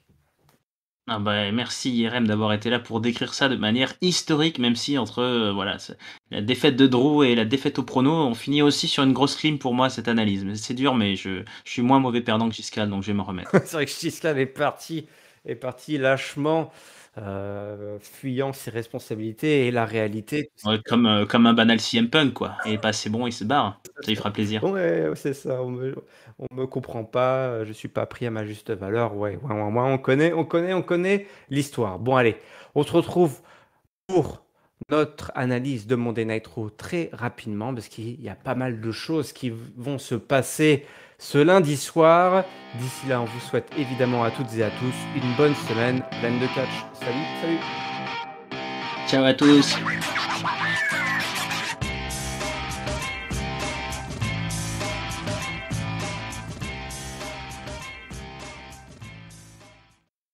Je vais aller voir un Giscal aux toilettes quand même. Je vais aller le consoler. Je crois que je l'entends chanter. American Pie ou les lacs du Connemara, je crois.